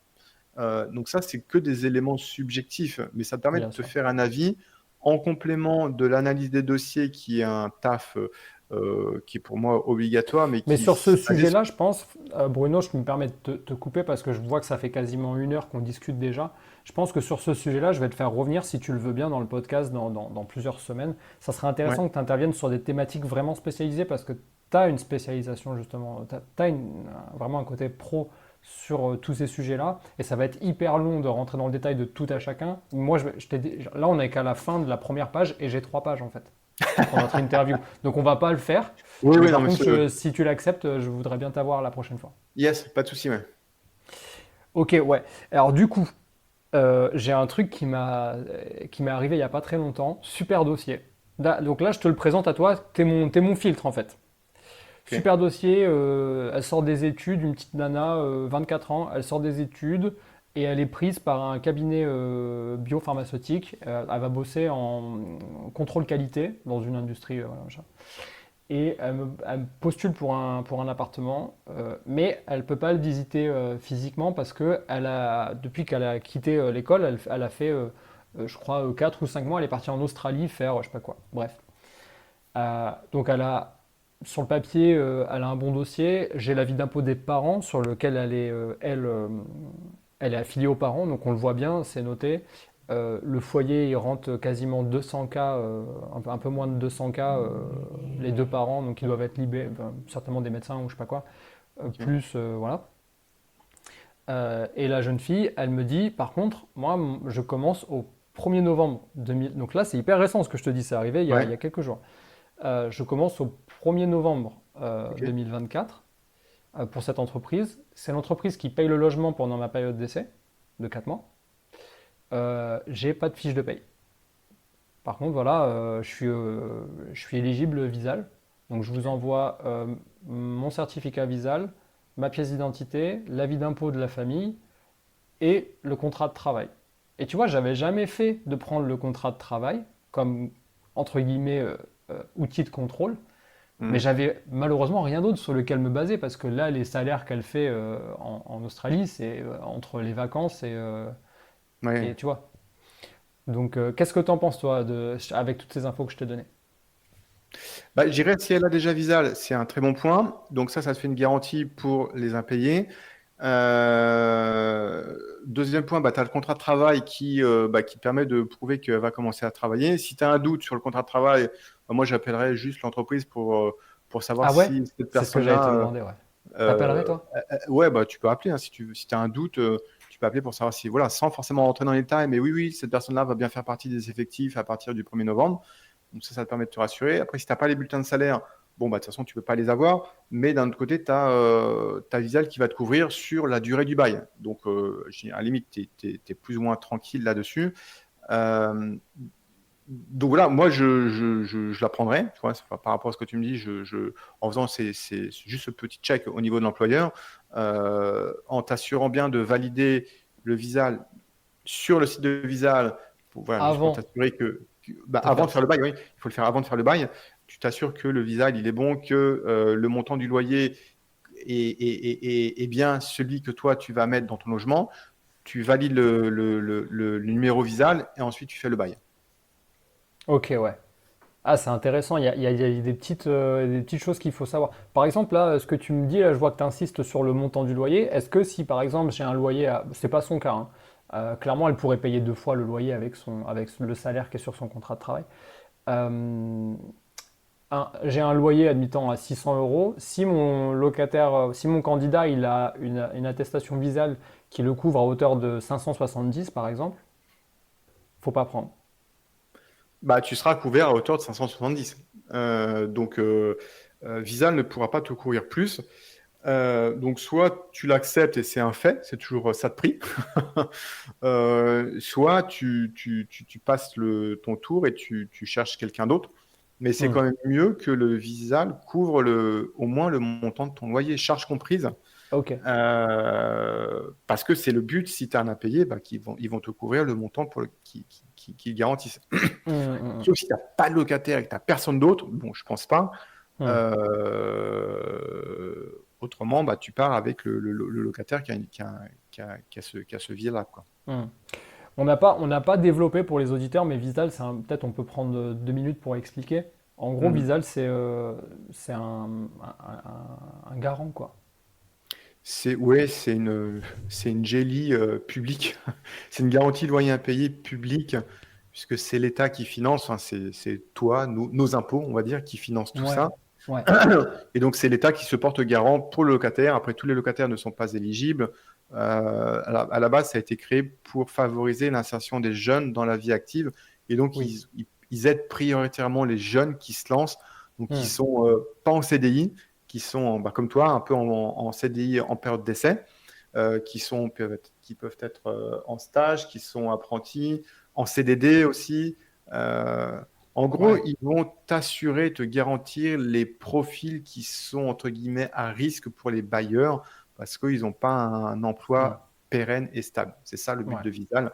Et donc, après, effectivement, si tu as un impayé, bah, ils vont t'indemniser. Hmm. Avec la différence par rapport à un assureur qui propose une garantie type GLI, pareil, c'est Ouais. que Visal ne mettra jamais le locataire dehors. Ils vont dire non, Ah, pas ok. de souci, monsieur, je vais t'indemniser, mais ils vont faire traîner les procédures à l'amiable pour essayer de trouver un accord avec le locataire pour qu'il paye son logement, parce que l'État n'est pas là pour expulser les locataires. C'est contraire à leur philosophie. Un assureur du privé, pas lui, dès qu'il peut, il va te faire une expulsion, parce que lui, c'est son argent qu'il utilise pour payer tes loyers. Et donc, il préfère expulser au plus vite le locataire que de continuer à te payer tes impayés. Voilà, donc la Ah, c'est philosophie n'est pas la intéressant. même. Tu as un organisme public étatique qui va te payer tes loyers, mais par contre, tu es capé tes 3 ans maximum. Et les procédures est dures et dures et dures. Et dans le pire des cas, peut-être qu'ils vont expulser le locataire. Ouais. Mais Bon, 3 ans, ça te laisse le temps de voir venir, quoi. oui, oui, oui, mais voilà, tu vois, les procédures d'expulsion, ça dure longtemps, quoi. Aujourd'hui, c'est 2 ans Ouais. minimum. Voilà, en tout cas, voilà, il faut l'avoir en tête que c'est pas forcément ils sont pas là pour mettre les gens dehors, contrairement à un assureur et une GELI auprès d'un assureur qui, lui, il n'y a pas d'état d'âme, tu payes pas ton loyer, tu n'as aucune Tu raison de les, rester dans le tu logement. les connais un peu tous, là, dans la sphère GLI privée, tu les connais un peu tous ou pas? Ouais, bah nous on propose une GELI pour nos clients, nous on travaille avec Allianz, on travaille avec Mila. Ok. Après, il faut comparer les franchises, il faut comparer les carences, il faut comparer les taux, enfin combien ça va te coûter. Ouais. La chose la plus importante, c'est de savoir qui va contrôler le dossier de location. La plupart des assureurs demandent aux propriétaires de faire le check de toutes les pièces justificatives. Comme ça, Ok. la responsabilité, elle est côté bailleur. Et le jour où il y en a un payé, bah, l'assureur va tout Il va vérifier. d'abord, ah ouais, il va d'abord dire, ouais, mais là, fallait pas prendre ce document, là, vous vous êtes gouré, Ouais, on où couvre il n'était pas. pas bon, où le dossier était incomplet. Bon, voilà, tu sais, c'est toujours les petites lignes des assureurs. Donc ça, nous, on a fonctionnement inverse, c'est-à-dire qu'on a une autre cellule de gestion mandatée par Allianz qui vérifie tous les dossiers des candidats et qui tamponne le dossier. Comme ça, si le jour le locataire ne paye pas, l'assureur ne peut pas dire ah mais au fait il manque un document. Non, non, on a validé en amont tout le dossier et tu ne peux Hmm. pas t'opposer à l'indemnisation. Donc ça, c'est important dans le choix de la GELI, qui valide le dossier. Ouais. Et après, tu as, à comparer le, le- le montant qui va être. Typiquement, nous, aujourd'hui, pour donner un exemple, nous, on propose une jelly avec Alliance à un taux qui est à 1,98% du loyer charges comprises. Donc, on est Ça plutôt va, ouais. aujourd'hui à 2,5-3%. Mais nous, on a négocié des offres de gros. On rembourse jusqu'à 70 000 euros en durée illimitée. Donc, c'est pas capé comme Visal sur 3 ans. Ouais. En loyer cumulé, Euh, 70 000 euros de loyer cumulé. donc 70 000 euros, c'est énorme déjà. Ouais. Faut- Il n'y a pas de franchise, il n'y a pas de carence. Et c'est dès le premier jour d'impayé, on va te rembourser l'impayé. Voilà, donc après, il faut comparer les offres des assureurs. Donc plutôt partir sur un assureur connu du marché. Hmm. Il y en a plein, tu as du AXA, Allianz, enfin, la plupart des assureurs, pas la J'ai plupart. testé Cautioneo, moi, récemment, là, pour quelqu'un qui n'était pas éligible à Visal, d'ailleurs. Ah oui, alors effectivement, bah ça c'est le fonctionnement inverse, c'est-à-dire c'est le locataire qui va payer la Ouais. garantie, la prime Ouais. d'assurance à la place du propriétaire. Donc ce qu'on appelle nous les GELI inversés. Donc c'est une garantie de loyer impayé, mais inversée. Elle est inversée parce que c'est le locataire qui paye Tout à la fait. prime.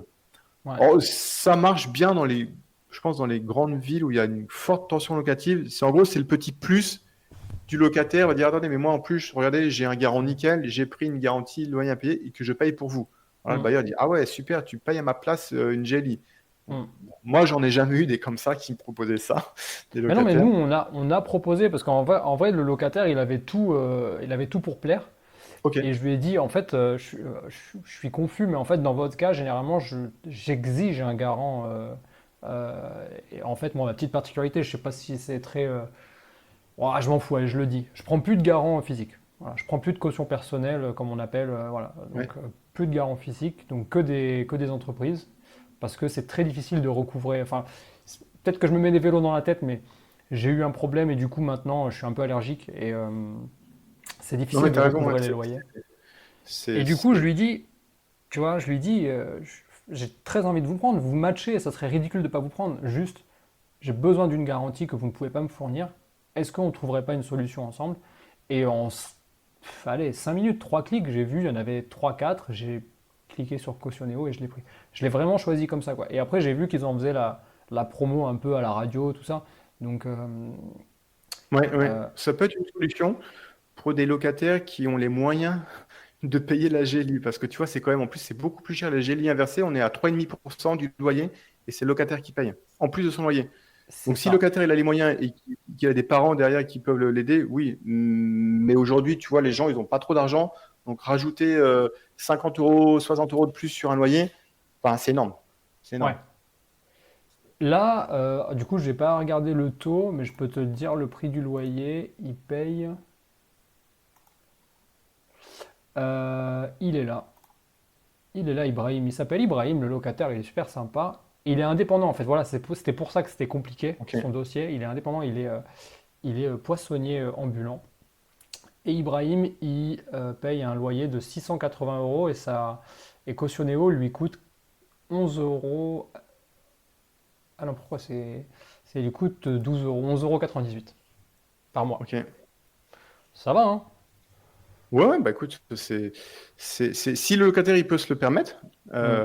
après, il y en a peu qui le font parce que enfin, il faut encore rajouter Ouais, une charge supplémentaire au loyer. c'est ça. Mais Par contre, bon, il faut pourquoi pas? l'attestation tous les ans. L'attestation tous les ans. Parce que Oui, le oui, il faut contrat, qu'il il le date. renouvelle tous les ans. Donc ça, c'est à toi de suivre que l'année prochaine, il a bien repris et qu'il te fournisse bien l'attestation comme quoi il s'est bien, qu'il a bien renouvelé son contrat. C'est ça. Il n'a Ça pas me fait oublié. penser, Bruno, dans la caisse à outils que représente Monsieur Hugo aujourd'hui, donc c'est le service que tu as créé pour les investisseurs. Est-ce que tu peux définir les différentes branches? Quel est le produit phare? Qu'est-ce que les investisseurs prennent chez vous le plus souvent et qu'est-ce qu'ils ont d'autre à disposition en fait? Alors, donc, Monsieur Hugo, juste un mot, je te fais le pitch en 2 secondes ce que Ouais, c'est. ouais, carrément. Donc, Monsieur Hugo, c'est une plateforme de gestion locative qui accompagne les propriétaires qui font la location longue durée. Mhm. Et avec la particularité, c'est qu'on prend en charge tous les frais d'avocat, d'huissier et même d'artisan pour traiter les pannes, fuites, litiges impayés. Donc, c'est bien plus qu'un outil, qu'une simple plateforme de gestion locative, parce que derrière, on a des garanties associées avec des juristes et des artisans. Ouais, C'est pour ça qu'on l'a appelé Monsieur Hugo, qui est un assistant personnel en gestion locative. Donc, moi, je voulais absolument lui donner un petit nom. Je ne voulais pas l'appeler genre outil poète quoi. Donc, on l'a appelé Monsieur Hugo parce que c'est ton assistant, c'est Nestor, quoi, tu vois, c'est le ouais, ouais, je Alexa, vois bien. mais un peu plus humanisé. Et donc derrière, c'est une grosse plateforme de gestion locative qui te permet d'automatiser toute ta gestion. On va jusqu'à la production des liasses fiscales et la transmission au centre des impôts avec des juristes et des artisans qui sont là à ta dispo. Pourquoi des juristes ou des artisans? Bah, comme on l'a vu tout début d'émission, la location, c'est pas juste collecter des loyers, c'est gérer tout ce qui va autour et tous les petits bobos du quotidien. Donc ça Ah peut bah être oui. Et sur la partie juridique, il y a énormément de problématiques aujourd'hui. Outre les impayés, les locataires qui payent un peu quand ils veulent, qui veulent pas entretenir le bien, qui font trop de bruit et donc ça, toi, tu te récupères des plaintes au niveau du syndic, qui font de la Ouais. sous-location, qui veulent pas quitter le logement. Il y Je en a à m'étais fait l'appel. toute une partie, mais ça fera l'objet d'un autre épisode, sur la partie qui gère quoi, tu vois. Qu'est-ce qui Ouais, incombe au propriétaire, qu'est-ce qui incombe au locataire, et ouais, alors comment on fait en sorte d'avoir un dialogue périn Tu vois. Mais alors, effectivement, il y a chacun des obligations, mais quand tu es seul à traiter un litige avec le locataire, chacun va avoir raison. Locataires, ils sont maintenant de plus en plus accompagnés par des associations, aussi par des juristes qui sont là pour les aider et les défendre. Donc le propriétaire, il doit être à la même hauteur, il doit avoir des outils juridiques, il doit avoir un arsenal juridique pour se défendre et faire Ok. respecter les obligations du locataire. Donc soit tu Ouais. le fais par toi-même, mais ça marche pas parce que c'est long, c'est stressant, tu vas passer tout ton temps sur des forums, sur des groupes Facebook pour trouver la meilleure info juridique, mais ça marche pas Ouais. parce que c'est pas à jour, parce que c'est compliqué à récupérer. Donc nous, ce qu'on a voulu faire, c'est, OK, tu as ta plateforme pour tout automatiser, mais surtout quand tu as un souci, tu n'es pas tout seul face à ton ordinateur. Donc nous, on a des hotlines où tu tombes directement sur un service juridique. On a plus de 200 juristes donc, d'AXA. C'est notre partenaire qui on a monté une Ah oui, offre. c'est Donc, dans le cadre du partenariat avec AXA, du coup. Ok, ça marche. voilà. Donc là, tu les appelles, tu as quelqu'un qui va, tu vas lui expliquer ton problème et lui, derrière, il est là pour te défendre. C'est comme si tu avais ton avocat dans ta poche. Donc, il va appeler la partie adverse, il va rédiger les bons courriers, il va tenter une négociation à l'amiable avec le locataire. Et dans 80% des cas, ils réussissent à faire entendre raison le locataire parce que c'est des professionnels du droit. Et tu vois, quand tu as un juriste ou un professionnel qui t'explique ce que tu dois faire, avec les conséquences si tu ne les fais pas, bah, le locataire, il ne fait pas la fine bouche comme s'il était tout seul en face à face avec Ouais. toi. Il dit, OK, non, OK, je me suis peut-être un peu emballé, je vais Ouais. me remettre dans le droit chemin.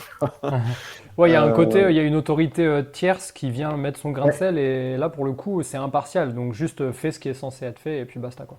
Et exactement, c'est dénué d'affect, donc le litige il se règle beaucoup plus rapidement. Et si ça marche pas, parce que le locataire voilà, il dit s'en fiche, voilà, ils ouvrent la procédure judiciaire et on te met à disposition des avocats qui sont financés.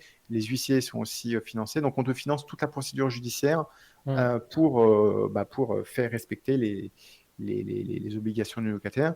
Donc ça c'est sur la partie juridique sur laquelle on accompagne et la partie artisan aussi parce que tu peux avoir des problèmes dans le logement, tu peux avoir un volet roulant qui veut plus se fermer, un problème avec la chaudière, problème de fuite d'eau. Hmm. Donc là, pareil, on ne voulait pas laisser le propriétaire tout seul à se débrouiller. Parce Hmm. qu'aujourd'hui, quand tu veux trouver des artisans, c'est compliqué, ils sont tous pris, ils sont tous sur des chantiers, tu n'arrives pas à avoir des devis. Et puis, c'est une urgence. Donc, tu vois, tu peux pas dire, OK, je t'envoie quelqu'un la semaine prochaine. Bah non, quoi, le locataire, il va être, il va péter un câble, quoi. Il dit, non, non, il va t'appeler toutes les 5 minutes, dire non, non, ça arrive, j'ai un gros problème. Les Hmm. locataires Hmm. sont généralement assez stressants quand ils ont des problèmes. Faut que ça soit réglé de suite, immédiatement. C'est ça. Pas qu'ils te mettent la pression, mais c'est tout comme, quoi.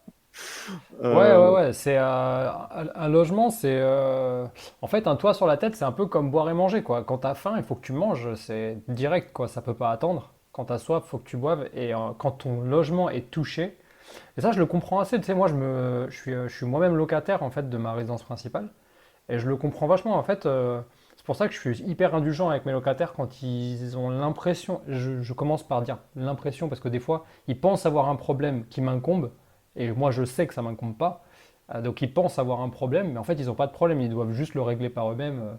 Mais bon, ça fera ouais, l'objet d'une autre discussion. c'est quelque chose qui doit être pris, ne pas être pris à la légère. C'est-à-dire que c'est Ouais. important, c'est un point important pour le locataire. Donc pour toi aussi, c'est important parce que si tu le fais pas, ça peut devenir encore plus important. Hmm.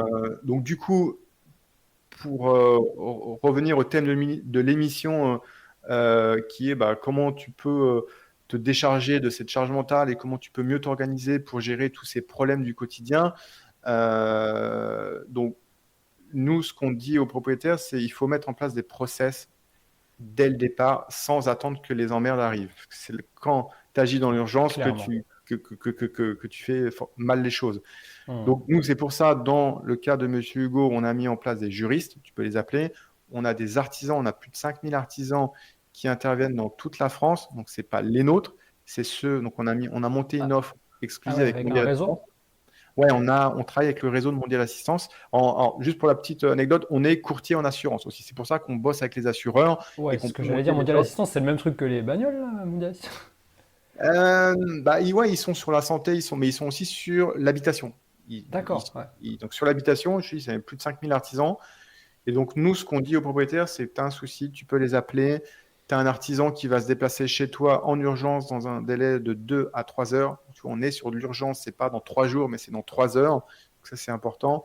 Et tous les frais de déplacement, de main-d'œuvre et petites pièces détachées sont pris en charge par l'assureur.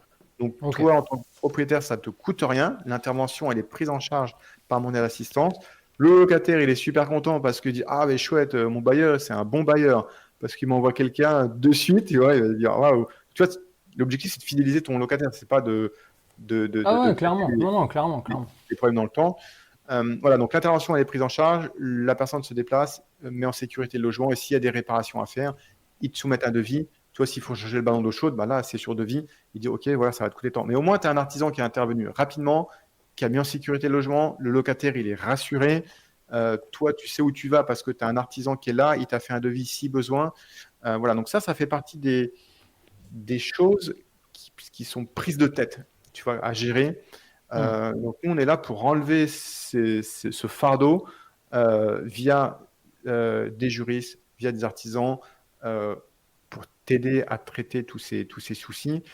Et la plateforme fait le reste, puisque en fait, nous, aujourd'hui, les gens, pour répondre à une des questions, pourquoi les gens ils viennent nous voir, c'est surtout aussi pour le prélèvement des loyers, ce qui permet de ne pas avoir de retard dans le paiement des loyers, parce que c'est le prélèvement, donc c'est à date fixe, ça bouge jamais.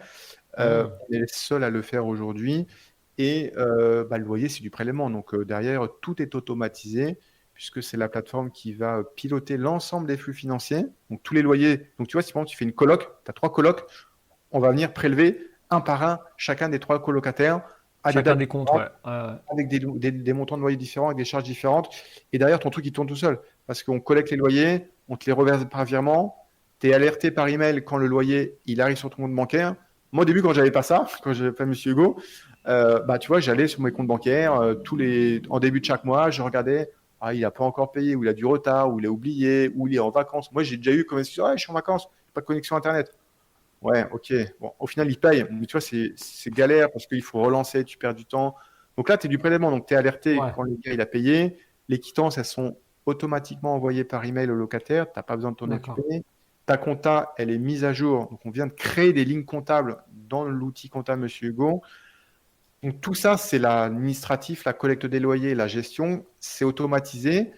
Donc finalement, une fois que tu as mis ça en place, ça tourne tout seul. Moi, mes locations, elles tournent toutes seules, je ne m'en occupe pas, hormis quand les locataires ils m'appellent pour des questions ou des problèmes dans le logement.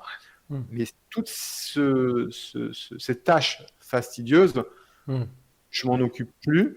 J'ai Voilà, l'impression donc, que tu as un peu créé l'outil pour toi et après tu l'as mis à disposition. En fait, tu as créé un truc pour te faciliter la vie, en fait, non? ouais, à la base, oui, comme j'avais pas mal d'expérience en IMO et que je suis jamais passé par une agence immobilière, hormis pour le Bien quand j'ai Ah commencé, oui. parce que c'était le package, tu vois, on va te mettre Foncia, ouais, génial. Au début, je connaissais pas trop Foncia, mais après, on a changé parce que ils étaient pas super bons. Enfin bref, c'est d'une agence à l'autre, tu as à peu près le même comportement. Donc, tous les biens, maintenant, je les gère un peu en solo. Et, donc voilà, donc je n'avais jamais trouvé quelque chose qui était à la hauteur de ce que j'espérais, avec un accompagnement aussi qui te permettait d'être rassuré pour gérer. Parce que finalement, envoyer des quittances, c'est pas trop galère, quoi, tu vois, bon, c'est un peu prise de tête. Mais ce qui te prend la tête, c'est des problématiques juridiques, c'est les litiges avec tes locataires, c'est quand ils t'appellent. Ouais, j'ai bien compris le coup de stabilo sur la partie accompagnement juridique et aussi accompagnement dans le cadre des besoins de travaux d'urgence ou de. Enfin, ça c'est vrai que c'est un gros plus, quoi. Et ça Deux gros t'enlève. plus. Ça, ouais, ça t'enlève une épine du pied.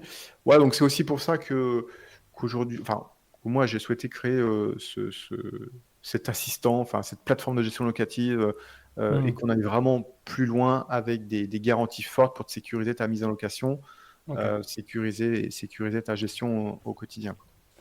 Ok, bon, de toute façon, j'ai clairement plein d'autres questions, donc je te ferai revenir pour ça. On est à la bourre, comme c'est pas possible. Je vais bientôt te libérer, mais je peux pas te laisser partir avant d'avoir répondu aux 10 mini-questions.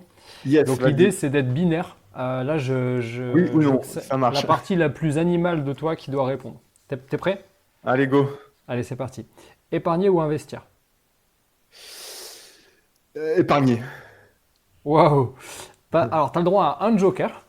Ok. Ouais, J'ai donc réfléchi c'est. là. J'ai réfléchi. Vas-y, allez, là, je suis chaud, je vais te répondre un peu plus Ok. spontanément. Patrimonial ou rentable? Rentable. Bourse ou IMO? IMO. Ça boursicote un peu ou pas chez Bruno? J'ai essayé, mais je suis trop nul pour ça, donc je vais me faire accompagner là pour le faire avec un pro, quoi. Ok. Rénover par soi-même ou faire rénover? Avant, par soi-même, et maintenant, je délègue. Ah bah du coup tu prends ton joker là, c'est pas possible. Ah, ok. Bon, donc je vais dire ce que je fais maintenant. Je délègue. Je fais faire. Ah ok, ok. Ouais, carrément. Réponse que tu penses à l'instant T là. Maintenant avec ton expérience, parce que les gens veulent savoir ce que tu vis maintenant. Tu as quand même 20 ans de bagage immobilier derrière Ouais, toi. ouais. Donc je pense que Alors ton maintenant, aide... oui. Maintenant, je délègue parce que ça me prend moins de temps. Ok, ça coûte un poil plus cher, mais c'est mieux fait avec des matériaux de meilleure qualité et c'est fait plus rapidement que Ok, si c'est moi qui le faisais. ok. En matière d'investissement immobilier, là, pour un novice, se lancer en direct ou se former avant? En direct. On se lance. Monopropriété ou copropriété? CoPro.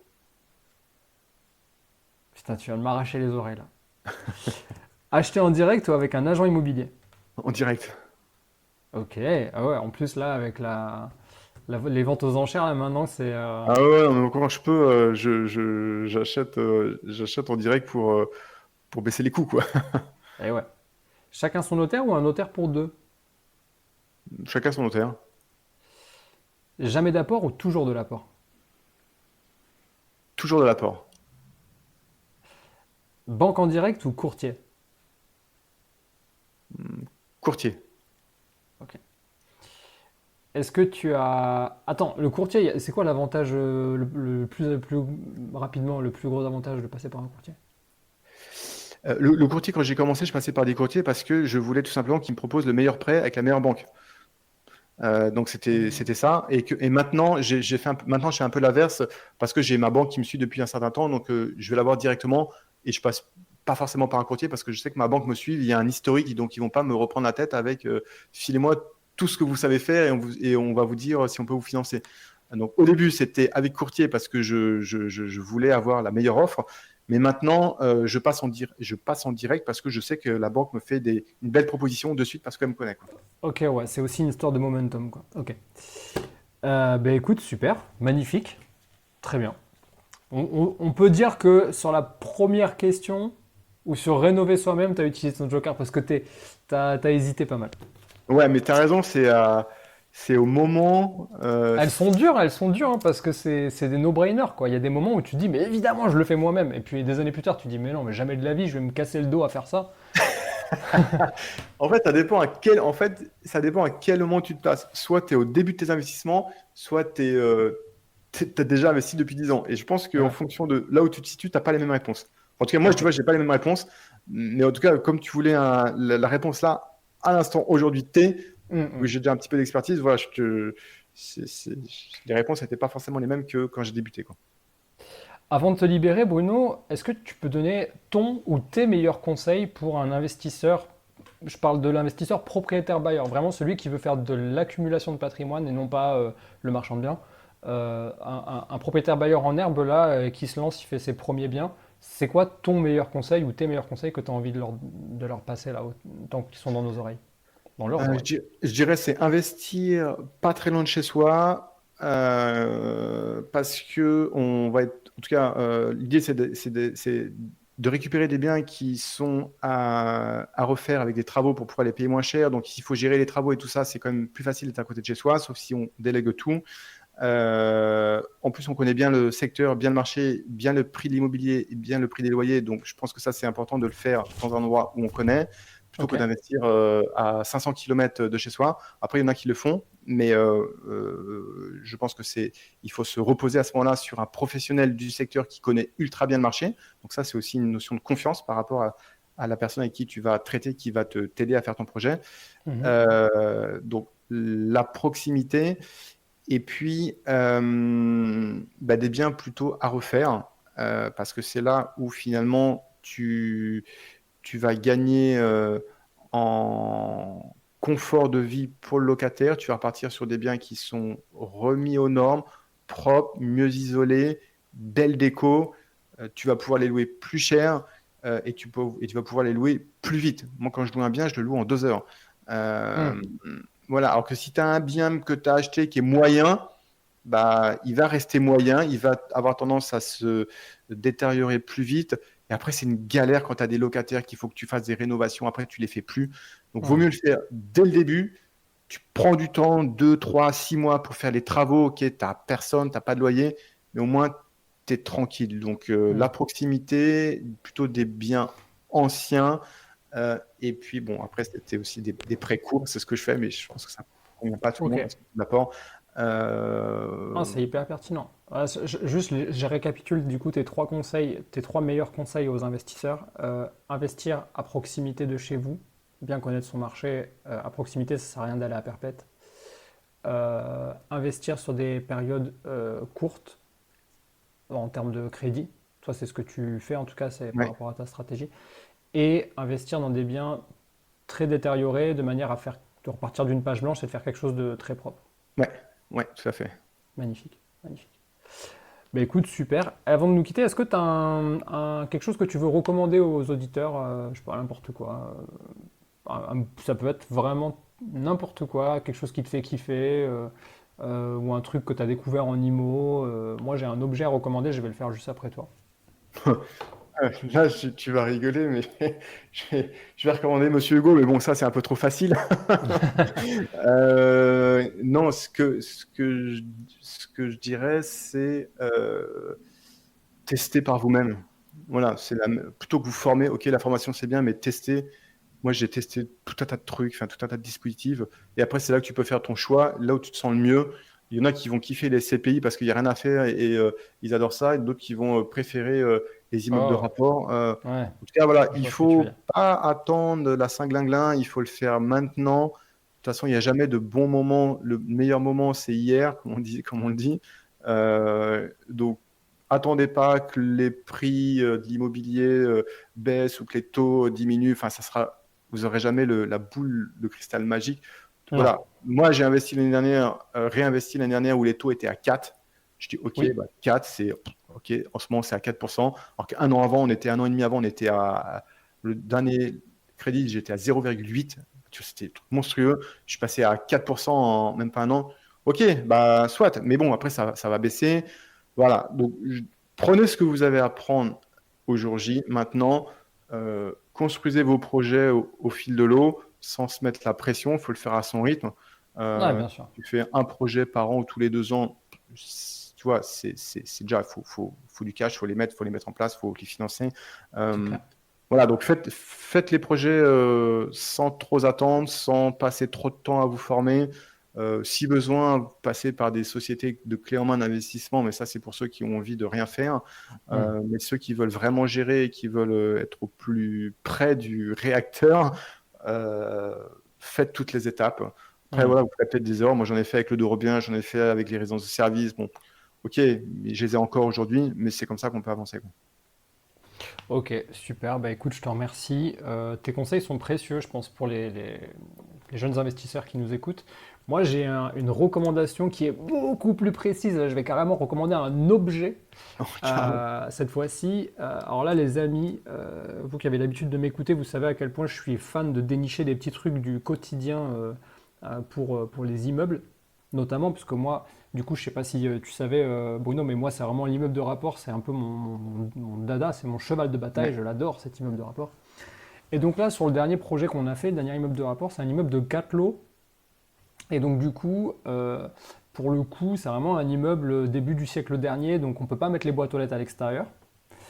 C'est une ancienne maison vigneronne qu'on a divisée en 3 appartements, et donc du coup, on a mis des petites boîtes aux lettres à l'intérieur dans le couloir, donc derrière la porte d'entrée de l'immeuble. Et cette porte d'entrée d'immeuble, qui est en fait une porte d'entrée de maison, évidemment, elle a un regard de boîte aux lettres. C'est comme ça qu'on appelle ça. Donc c'est une sorte c'est juste, c'est comme une boîte aux lettres dans la porte. En fait, il y a un trou dans la porte. Ça ressemble à une boîte aux lettres. Sauf que quand on met la lettre, après, où est-ce que ça tombe? Ça tombe par terre, derrière la Ouais. porte. Voilà. Et on déteste ça. On déteste retrouver son journal ou ses courriers. Des fois, il y a des trucs hyper importants. Ça traîne par terre, dans la poussière. Il suffit qu'il ait plu et que l'autre locataire, il n'ait pas vu. Il a rentré avec son parapluie, il a mis de l'eau partout. C'est dégueulasse. On n'aime pas ça. Et donc, du coup, qu'est-ce que j'ai pas trouvé, qui est génial, que j'avais déjà vu à l'époque où j'habitais en Angleterre? Un sac collecteur de courrier. Ça paraît bête, comme outil, comme objet, mais c'est hyper pratique. Donc tu sais quoi, j'ai ouvert la page Amazon pour pas me tromper. Moi, je savais pas comment l'appeler. Donc, dis-toi, je me suis fait aider de Google au moment où, tu sais, j'étais en train de chercher. En fait, je dis, mais comment je peux trouver un truc qui Ouais. va réceptionner? J'ai tapé sur Google un réceptacle de lettres. Non, mais je savais pas comment l'appeler. Et en fait, c'est un sac collecteur de courrier. Vous pouvez taper sur Amazon. Je vais même vous mettre le lien. Vous regarderez. C'est hyper sympa à mettre en place. Ça se met avec deux scratch, en fait, deux velcro. Vous mettez ça sur votre porte. Ou alors, c'est même vendu, enfin, c'est vendu dans le sachet. Il y a carrément des petites vis là qui se mettent directement si la porte elle est en bois ou en PVC, peu importe. Et du coup, vous mettez ça derrière, et en fait, le facteur, il met les lettres dans la porte, ça tombe dans ce sac collecteur. Ce sac collecteur, il a un zip, et donc du coup, les locataires, après, ils prennent le courrier. S'ils sont sympas, ils vont le distribuer aux autres locataires, sinon ils le laissent dans le sac, mais au moins, ça ne traîne pas par terre. Voilà, c'est ça que je voulais vous dire Top. cette semaine. Tu connaissais ce truc-là, Bruno? Non, pas du tout, non. Je m'étais pas posé Mais, dessus, posé la question. je ne sais pas si tu as ce genre de problématique sur tes logements, mais bon, après, ça va vraiment dépendre du type, en fait, Ouais, ouais. de logement. Ok, merci à tous d'avoir été avec nous pour l'épisode de cette semaine, et puis je vous dis à très très vite. Et quant à moi, Bruno, je t'invite là, dans les semaines à venir, je t'invite à revenir sur le podcast pour parler de tous ces autres sujets sur le locatif. Avec plaisir. Merci à toi. Attends, avant de partir, je voulais te parler d'une remise exclusive que Bruno m'a gentiment proposé de mettre à disposition de la communauté et de tous les auditeurs du podcast Chronique Imo. Donc c'est une offre de 5% à valoir sur Monsieur Hugo, sur les services de Monsieur Hugo. Je te mettrai le lien ou le code promo juste en dessous dans la description. Je trouve que c'est super sympa de sa part parce que souvent on a des bons de réduction ou des promos qu'on peut faire valoir sur quelques jours, quelques semaines, voire quelques mois. Mais là, c'est vraiment à vie. Donc, à partir du moment où tu commences à travailler avec Monsieur Hugo, même si tu es encore client dans 20 ans, bah, tu auras toujours un tarif préférentiel. Donc, vraiment, au nom de la communauté des auditeurs, merci beaucoup, Bruno. Allez, ciao, ciao. Ciao.